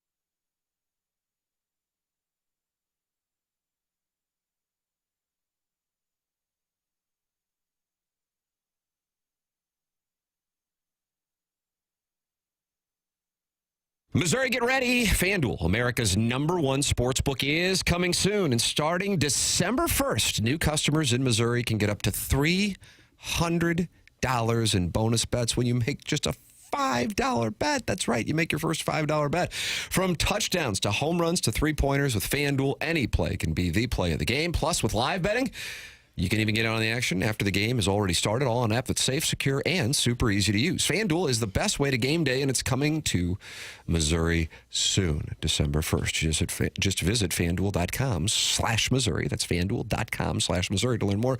And ladies and gentlemen, Jackson Burkett has a play for you. Yeah, might seem a touch chalky, but the numbers I'm seeing is that it's pretty split with the money leaning towards Pittsburgh, plus 12.5. I think this game goes to overtime, and if that's the case, wow, 12 very specific. Yeah, 12.5 is a great number to have in OT. I like Pitt. How about that? There it is, Jackson Burkett predicting Pitt Notre Dame going to overtime. This way, you'll be all set to bet when FanDuel goes live in Missouri on December 1st. That's FanDuel.com/Missouri. Play your game with FanDuel, the #1 rated sportsbook app. Must be 21 or older and present in Missouri. First online real money wager only. $5 deposit. First deposit required. Offer starts December 1st, 2025. Excludes customers who redeem pre-launch sign-up offer. Bonus issued is now withdrawable bonus bets, which expire 7 days after receipt. Restrictions apply. See terms at sportsbook.fanduel.com. Gambling problem? Call 1-800-GAMBLER or visit fanduel.com/RG.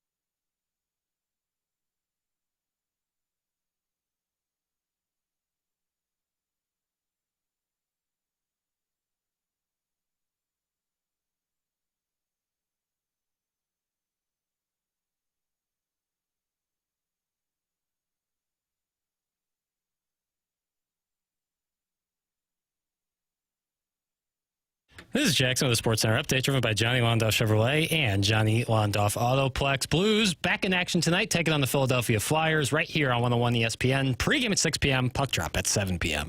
That was another Sports Center update, driven by Johnny Londoff Chevrolet and Johnny Londoff Autoplex. See them at Londoff.com. Chevy, together we drive. Are you kidding me?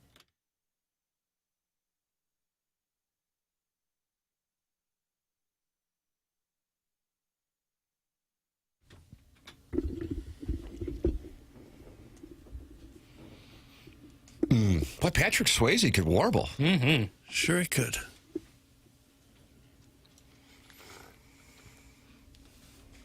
What does She's Like the Wind mean, Doug? I don't know. Dude, I like the... Kirkwood's own Scott Bakula was a singer on Broadway before he became a All right. Quantum Leap. TV and movie star, yeah.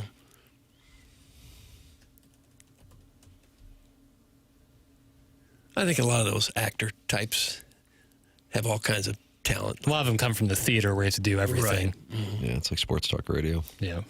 Oh, you think we couldn't sing? Well, we could really play. That's the comp. Yeah, we choose to do this. So every professional athlete, you say, man, I bet in high school they were the quarterback. You always go back and they were the shortstop, and then like sports radio, like I bet they were the big nerd. But oh yeah, you can always trace it back. We were in the Glee Club. The Glee Club. This program is called The Morning After. It's presented to you by Brown and Crouppen. It airs on 101 ESPN and then also on YouTube. So open up the YouTube app, and then you type TMASTL, and then you subscribe to it, and you're watching the program. Ken Iggy Strode is active in the Michelob Ultra YouTube chat, and you can talk it over with Iggy and Kitty Bates and Harry Hogg, who has provided Blues tickets for today's Design Air Heating and Cooling email today, with the Blues taking on the Flyers. And Doug, the winning streak will continue through the weekend, and all of a sudden, when we come back on Monday, you say, the Sadie Hawkins, the answer is clear. The lead is your St. Louis Blues. Could have a whole different look to the season if they were to get a couple wins this weekend. There you go. There you go. Now we're coming. We can just get hot. That's always the key. If we can just get hot, we can climb into 5th or 6th place. Not next week, but, over the long season. Like to see Bennington and Hofer continue to be on the uptick. Those guys were both bad at the same time, and I don't know if it's true. And Joey Vitale believes they're the best goalie tandem in the NHL. I have not done my spreadsheet yet, Tim, on that. I'll try and get to that Sunday. Yeah, they'll do spreadsheets. But the two of them definitely were better than they were playing. That can make a huge difference. So it'd be nice to get some points here at home. Statistically, right now, they're among the worst goaltenders in the whole league by save percentage and goals against. They're right there at the bottom. But they are much better than that. I think that's what the point he was making. They got a bunch of guys that are due to play a whole lot better, including their leading goal scorers. They're not going to be sitting here with 2 goals in another month from now. History would tell you that Thomas and Buchnevich and Kyrou are going to pick it up. Braden Sheen. And him too. And the goalies also. There used to be a TMA bump, and we'll see if Robert Thomas gets a little bump. Maybe his game tonight. Did you text him at 6 a.m. papers just to kind of get him going? I thought that was only for road games. Yeah, that's probably East Coast. Okay. Correction for everybody. Yeah. Michael Shannon was in the Waco miniseries. He did not play Koresh, but I believe he was the main cop on the other side in the showdown with Waco. Pretty good program. I did watch that. Yeah. He was in it. It wouldn't have made sense that he was Koresh. I'm having a tough week with, remember, even Schertz calls me out for not knowing the Mizzou Minnesota game. No, he didn't like that. I'm going to take some you time reach off. a certain age where if you just get close, that counts. Does it? Yeah, especially with names. What if they're your kids and you just get close? Just get close, yeah. Okay. If you get an initial right or something like that. As long as people know what you're talking about. All right, loosely. We got Gary Pinkel waiting, and I want to talk some Mizzou. See, that counts. That's an example of it. And then Pinkel came out there, and I'm the football coach, okay? And did Rich ask basketball questions? He wanted to talk some Mizzou hoops. You can email in and win those Design Air Heating and Cooling email of the day, and then you get tickets from Harry Hogg for the Blues and Flyers this evening. Doug, with 2 wins this weekend, and then Minnesota not picking up a point, the Blues surge into 7th place. Here we go. All aboard. Sounds like the Polar Express. Train. Mm-hmm. Which could take on the 2025-2026 Blues season slogan, or What was Robert Thomas's answer to me when I asked who won the Blues outing when Joel Hofer was leading? I'm telling you, he was. Did he say, you know better? Come on now? Or who do you think? Who do you think? Who do you think? Which was reminiscent of Jordan Binnington's Do I Look Nervous? Were either one of you there for that with Jim Thomas? Jim Thomas exchange. Right. I was not there. Do I look nervous?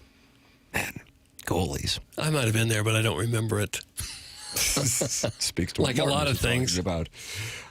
So the Blues with the opportunity to get it going, and it starts with the Flyers tonight. Pre-game here on 101 ESPN, 6 p.m. Puck drop at 7 p.m. You can always podcast programs on 101 ESPN via the Schaefer Door Company podcast app. With temperatures dropping starting on Sunday, that's when garage doors can break, and if you run into that issue, all you need to do is go to SchaeferDoor.com. That's Jason Gosrow's company, SchaeferDoor.com. Call or text 636-782-3608. That's going to get you the quickest response time. You set that number up specifically for TMA listeners.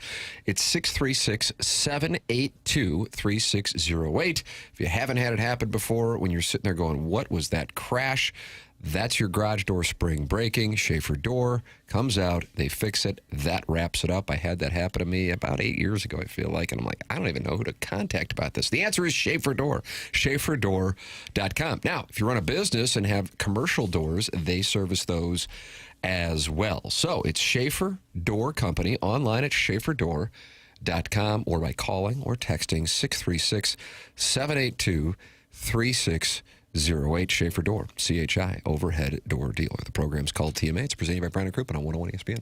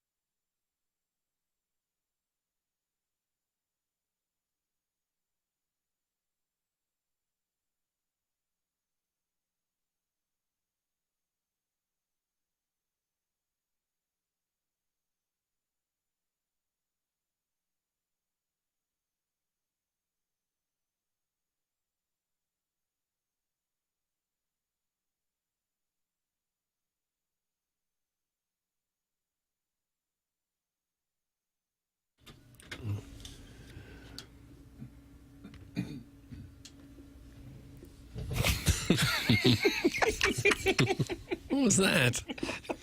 It was you hitting the post, man. Oh, You did okay. hit the post right there. Did you do some like DJ work? I didn't even know. Quite a that. bit, yeah. With this very deep FM DJ voice, you betcha. You think you'd know who Childish Gambino was if he walked in this studio right now? No, I wouldn't.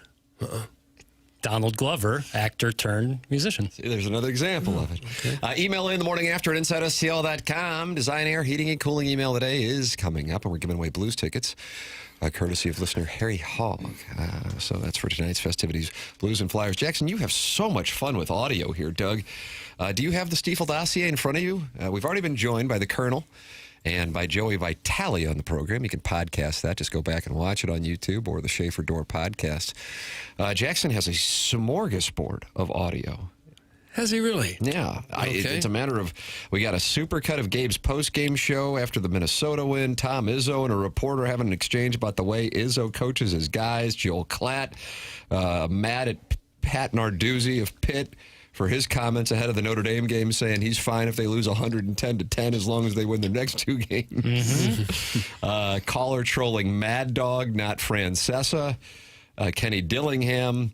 Paul Feinbaum saying it's ridiculous that a G5 team gets into the college football playoff. Stephen A. Smith gets mad at a caller.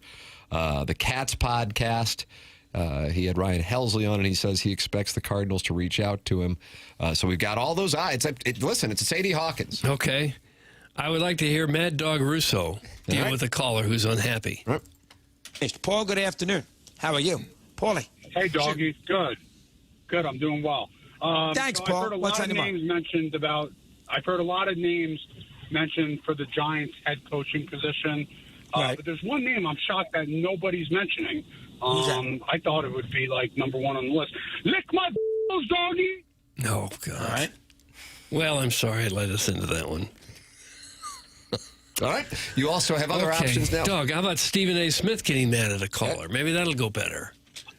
LeBron, dude. I don't know. The time has come. He's gone. It's over for him, brother. It's over for him. I don't know why you keep stroking him. Come on, dude. Why you keep stroking him like that? Now, when he comes back, he's Hold it! Oh. I'm a man. Don't accuse me of stroking anybody. That's a clip. That's what I would do. We'll be playing that forever. Sounded like a Feinbaum caller. It really did. All right. Well, you got to find. This isn't a Feinbaum caller. This is Feinbaum. Yeah. Yeah. Are you okay, Paulie, with a 3-loss team in the tournament? There's Doggy again. If it's Texas? I'm not okay with that, Paul? Give me a break. Yeah. I am okay with that, Doggy. What I'm not okay with is your ridiculous statement from a minute ago. I mean, what is wrong with this country? Let's put a couple of people over here in. Let's put a couple of people. What about putting the best in? I don't see Major League Baseball. I don't see the NFL going, the Chiefs, they've been there too many times. Let's put the Patriots in. I mean, Doggy, this is supposed to be about excellence, not about being fair. This is not the little leagues where we give a second, third, fourth, and fifth place trophy. This should be the best. It's already a convoluted system because we let the group of whatever in, the group of 5 with South Florida, and they have no business.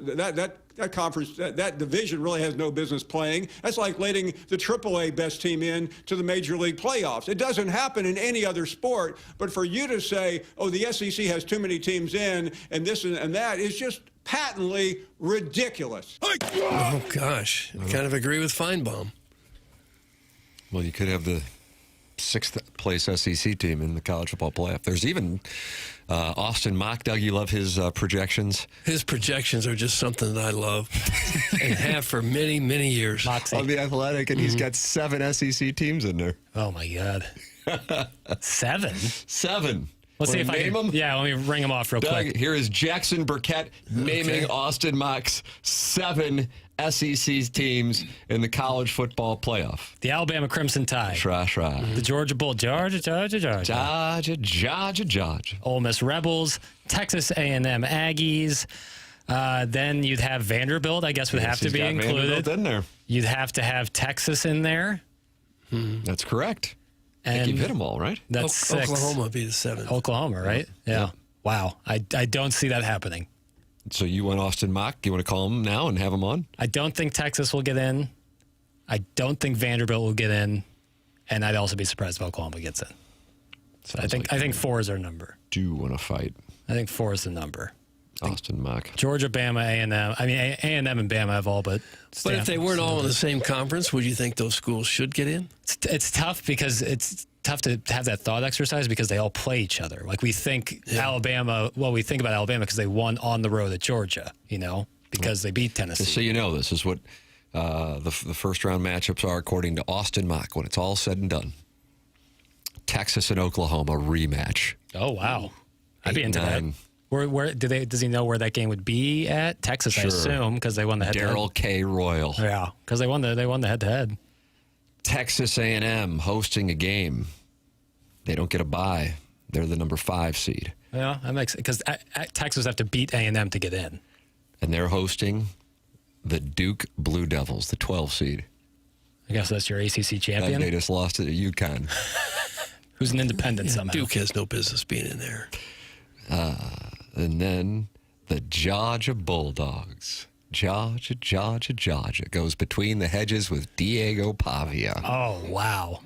You're getting all damp over there. But that's just, this is not going to happen. That's not going to happen. It's not going to. I tell you, call Austin Mock. I got his number. I don't want any beef with Mock. And then the one you have wanted, Doug, Roll Damn Tide. Okay. I mean, this is SEC hosting Central. You're in Austin. You're in College Station. You're between the hedges, and you're in T-Town. And you know who Alabama's hosting? No. Who? Take a guess. I don't want to. I'll give you 5 guesses, and you still won't get it. Go. Oregon. No. Notre Dame. No. Utah. No. BYU. No. I'm trying to think of odd schools. You got one more guess, and then I collect my bankroll that I'm just about to double. Georgia Tech. No. Okay. North Texas against Alabama. North Texas. It's your G5. See, this is what Feinbaum's talking about. You should have the best 12 teams, not just a team from here and there, and not just trying to be somehow politically correct about it. You got to get the best teams in there. Texas Tech would host the winner of A&M and Duke, so you could theoretically have Texas Tech and Duke in the second round. That seems wrong. Sounds like a Sweet 16. Indiana hosts the winner of Texas and Oklahoma. Ohio State hosts the winner of Georgia and Vanderbilt. Oh, what if Diego Pavia is at the Big Horseshoe, Jackson? That would be the second round, right? I guess it'd be at a bowl game somewhere. Yeah. And then Ole Miss would be hosting North Texas after they shock, and Kalen DeBoer just goes and hides. He'd be fired. If they lost to North Texas in the playoff, he would be fired. You think he'd be terminated? All right, there would be, he would. He couldn't go to Tuscaloosa for like a month. So he has to hide out? Yeah, he'd have to go to like an island somewhere, or maybe my cancellation cabin. But of those first round games, there's got to be one cold weather team in there. I want one cold weather game. You're going to have to take this up with Austin Mock. This is just me, my dream scenario. There'd be one team that plays in the cold. What difference does it make if it's cold? Just to switch. If it's all warm weather in December, I want one game to be like really cold. It's frigid out there. The temperature is low. You love South Bend, Indiana. Last Friday night, that Friday night game. Or what about Ohio State and Tennessee? That was a terrible game. Ohio State waxed them. But I want one cold weather. It's Notre Dame. I guess that might be your best bet in terms of cold weather games. So Mock didn't have Notre Dame getting in? No Notre Dame. No Miami, no Notre Dame. So that head-to-head controversy that could be coming, not happening, according to Austin Mock. But he's got Duke in from ACC. Duke's at Virginia this week, so I guess if Duke beats Virginia, gets himself to the ACC championship, there's their path. The ACC is really 7 weird. SEC teams, according to Austin Mock. Email in the morning after at InsideSTL.com for the Design, Air, Heating, and Cooling email. That's coming up. It's TMA 101 ESPN.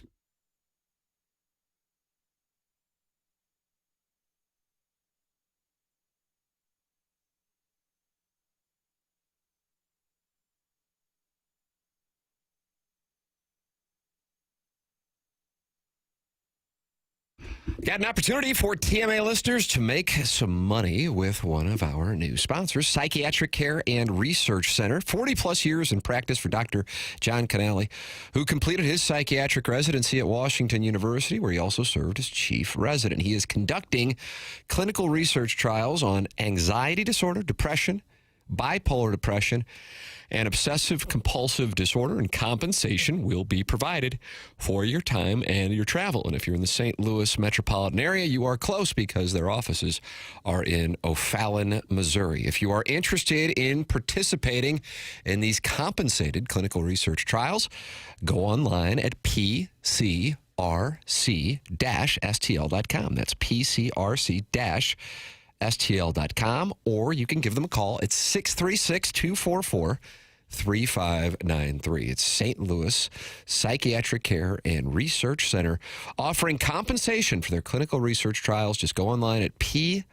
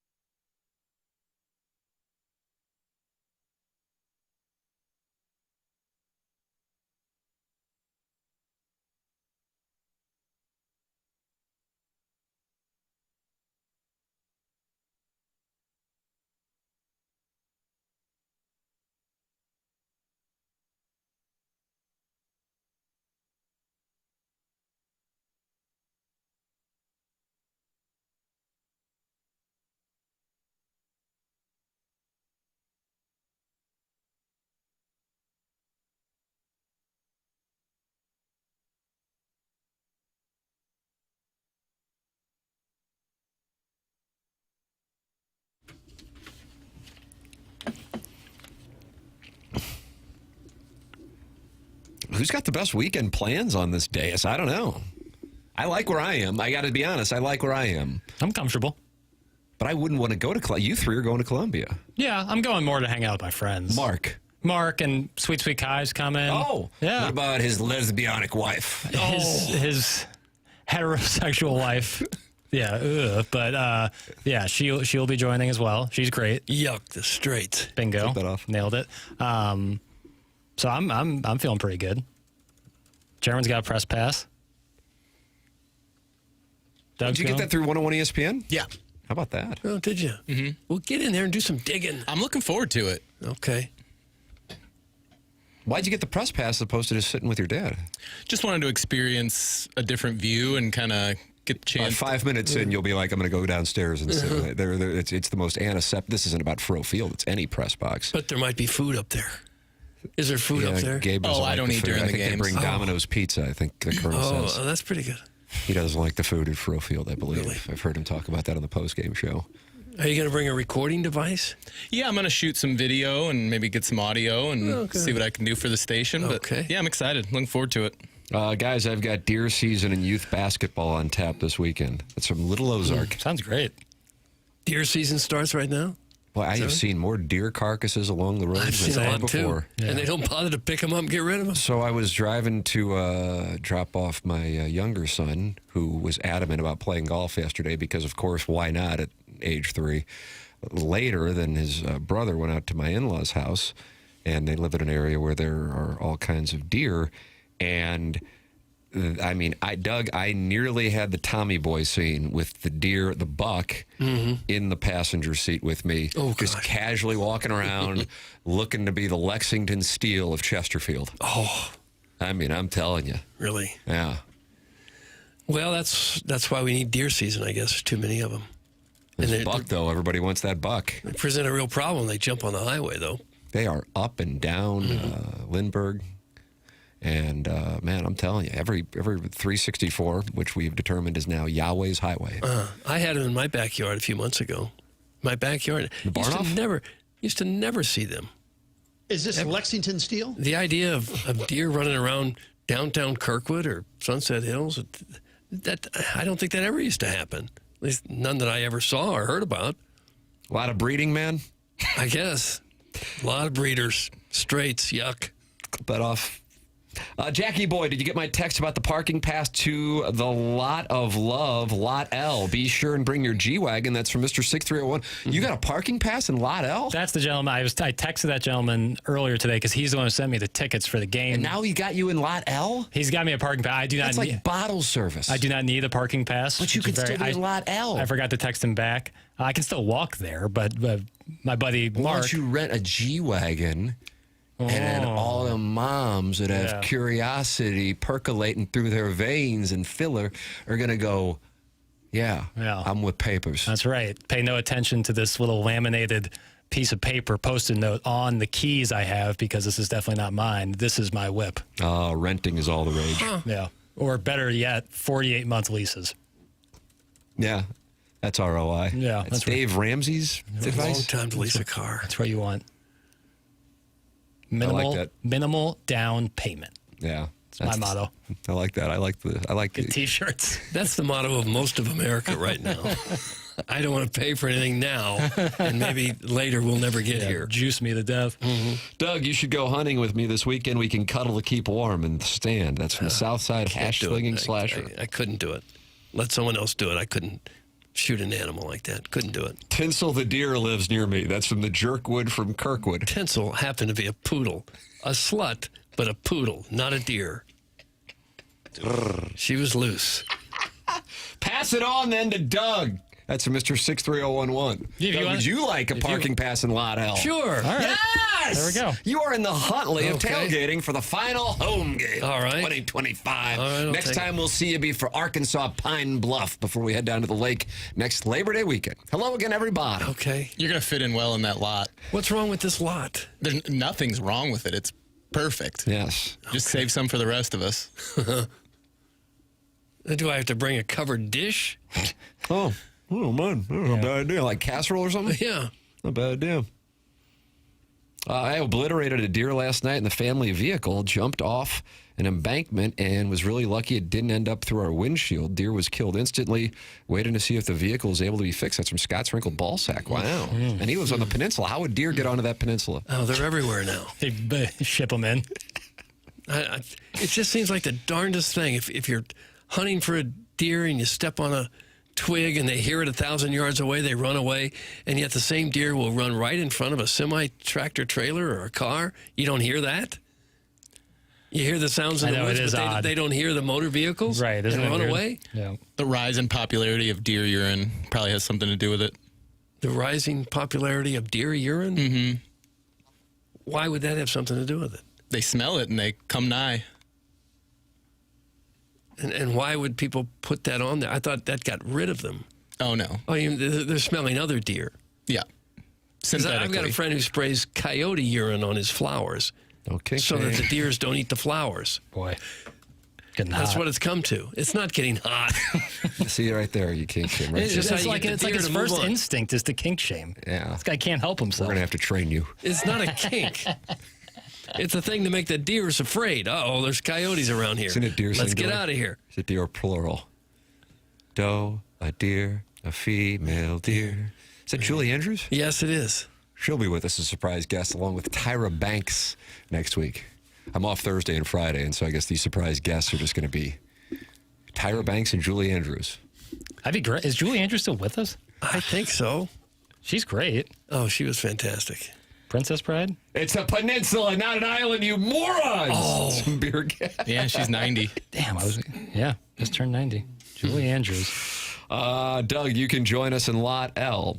That's from the Worson Woods Wacko. Okay. And what do I have to do to get in there? You got this parking pass from Mr. 63011 who offered it to Jackson, who turned it down because he's renting a G-Wagon. But where is the pass? I literally just texted it to you. Oh, just know this is going to be a battle. Me and Doug, this is about to be a battle. What do you mean? What's the battle?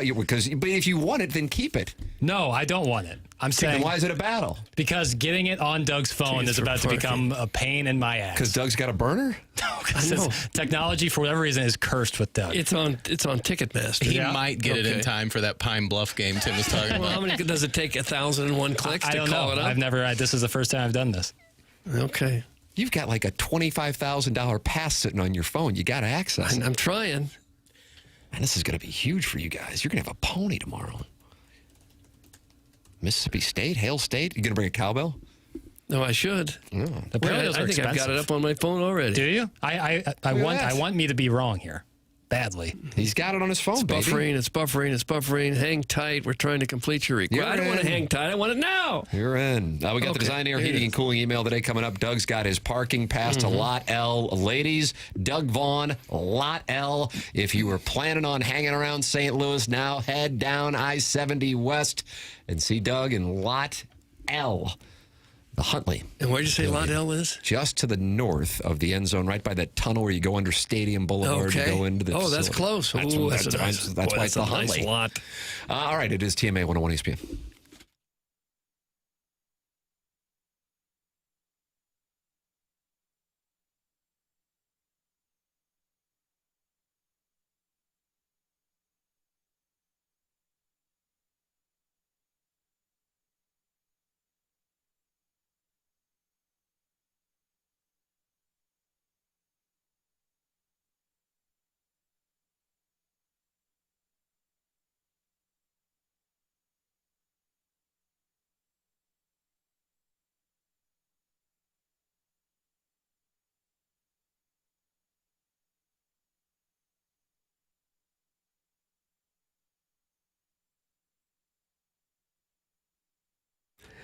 TMA is brought to you by St. Louis-based Stifel, a leading wealth management and investment banking firm. Stifel is the firm where success meets success and has been since 1890. Historic company in St. Louis, founded in 1890, and the business is still on that same street today. Proud to have called St. Louis home for 135 years. They partner with the Cardinals and the Blues in the Stifel Charity Classic, and they also sponsor Stifel Theater. Stifel is honored to support our city, our people, and their future. With financial advisors In 12 offices across the region, Stifel helps clients right here in St. Louis and nationwide manage their hard-earned wealth. Stifel also provides banking, lending, and trust services and has a full-service investment bank. Basically, when it comes to finance, Stifel has you covered. As one of the fastest-growing wealth management firms in the world, their tagline is, where success meets success. So it's no wonder they've decided to partner with a winning program like this one right here. Stifel Nicholas and Company Incorporated, member SIPC and NYSE.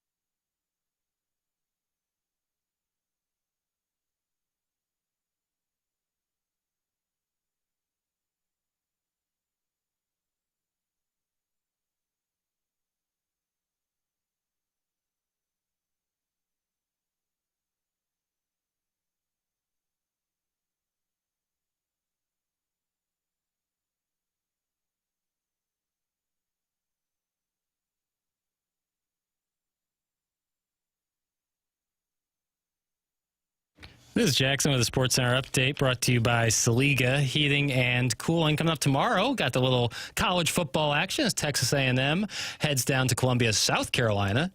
Pre-game at 10:30 a.m., kickoff at 11 right here on 101 ESPN. That was another Sports Center update brought to you by Saliga Heating and Cooling, a Daikin heating and air conditioning dealer.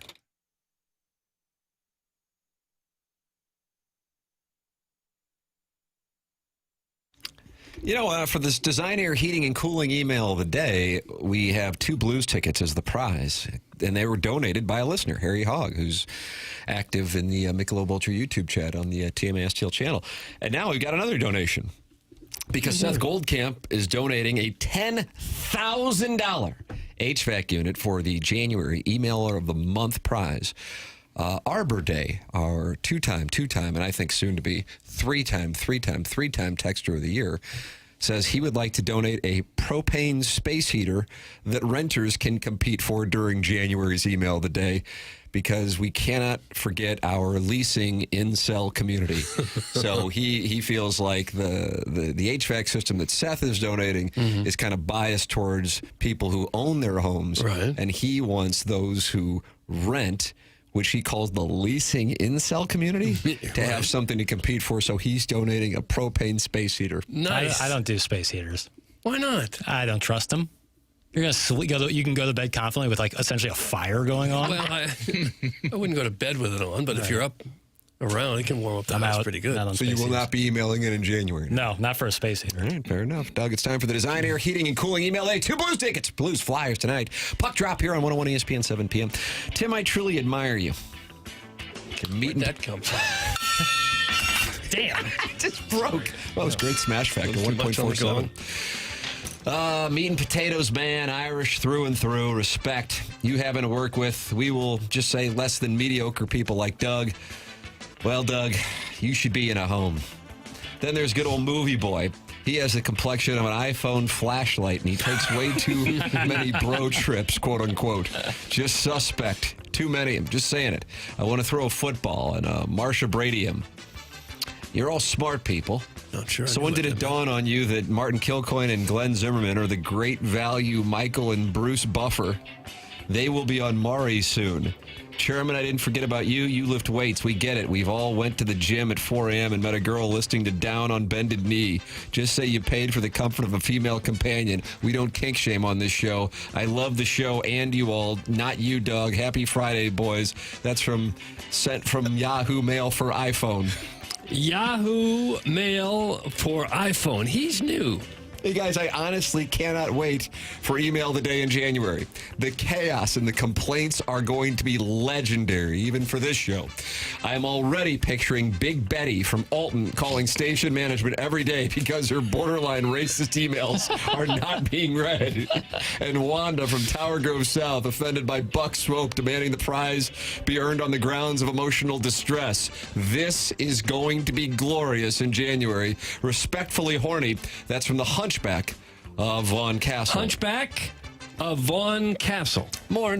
Really enjoyed Doug opening the show this morning, quoting T.I., seemingly out of nowhere when he said, selling out arenas, chicks with asses like Serena. Man, shawty live a hell of a life. I said that? I must have been drunk. Speaking of living a hell of a life, as a resident of the Wentzville territories for nearly 6 years, not to brag, I've come to the conclusion that when you cross 40 I-70 interchange, you must get handed a pair of Hey Dudes and an Under Armour Freedom t-shirt. Bacon, collar, and nature. Just a little drive-by observation. Anyways, Tim was spot on this week talking about 364. It's a great stretch of pavement as long as you can properly navigate the late 90s Dodge Rams that all have decals of that guy pissing on a Chevy logo. Game ball today goes to Sam Mother. I can't tell if he or she is playing a character, but the guy inexplicably went hard today in the YouTube chat, standing for upgrades to a building that's currently only used as the background for all the selfies Rumpelmitz Santa takes from atop Al's Steakhouse. Doug's that down on Biddle? I don't know where it is. Go Dogs. Arch tell you that? That's from Al in Dadeville. Al in Dadeville. Thanks for the show today, fellas. I like how I feel when I listen. It's like hangers and the accompanying thank you letter. I learned stuff like that society now accepts sneaking ginger ale or crave cases into Blues games. I guess my point is that we all are thinking the same thing.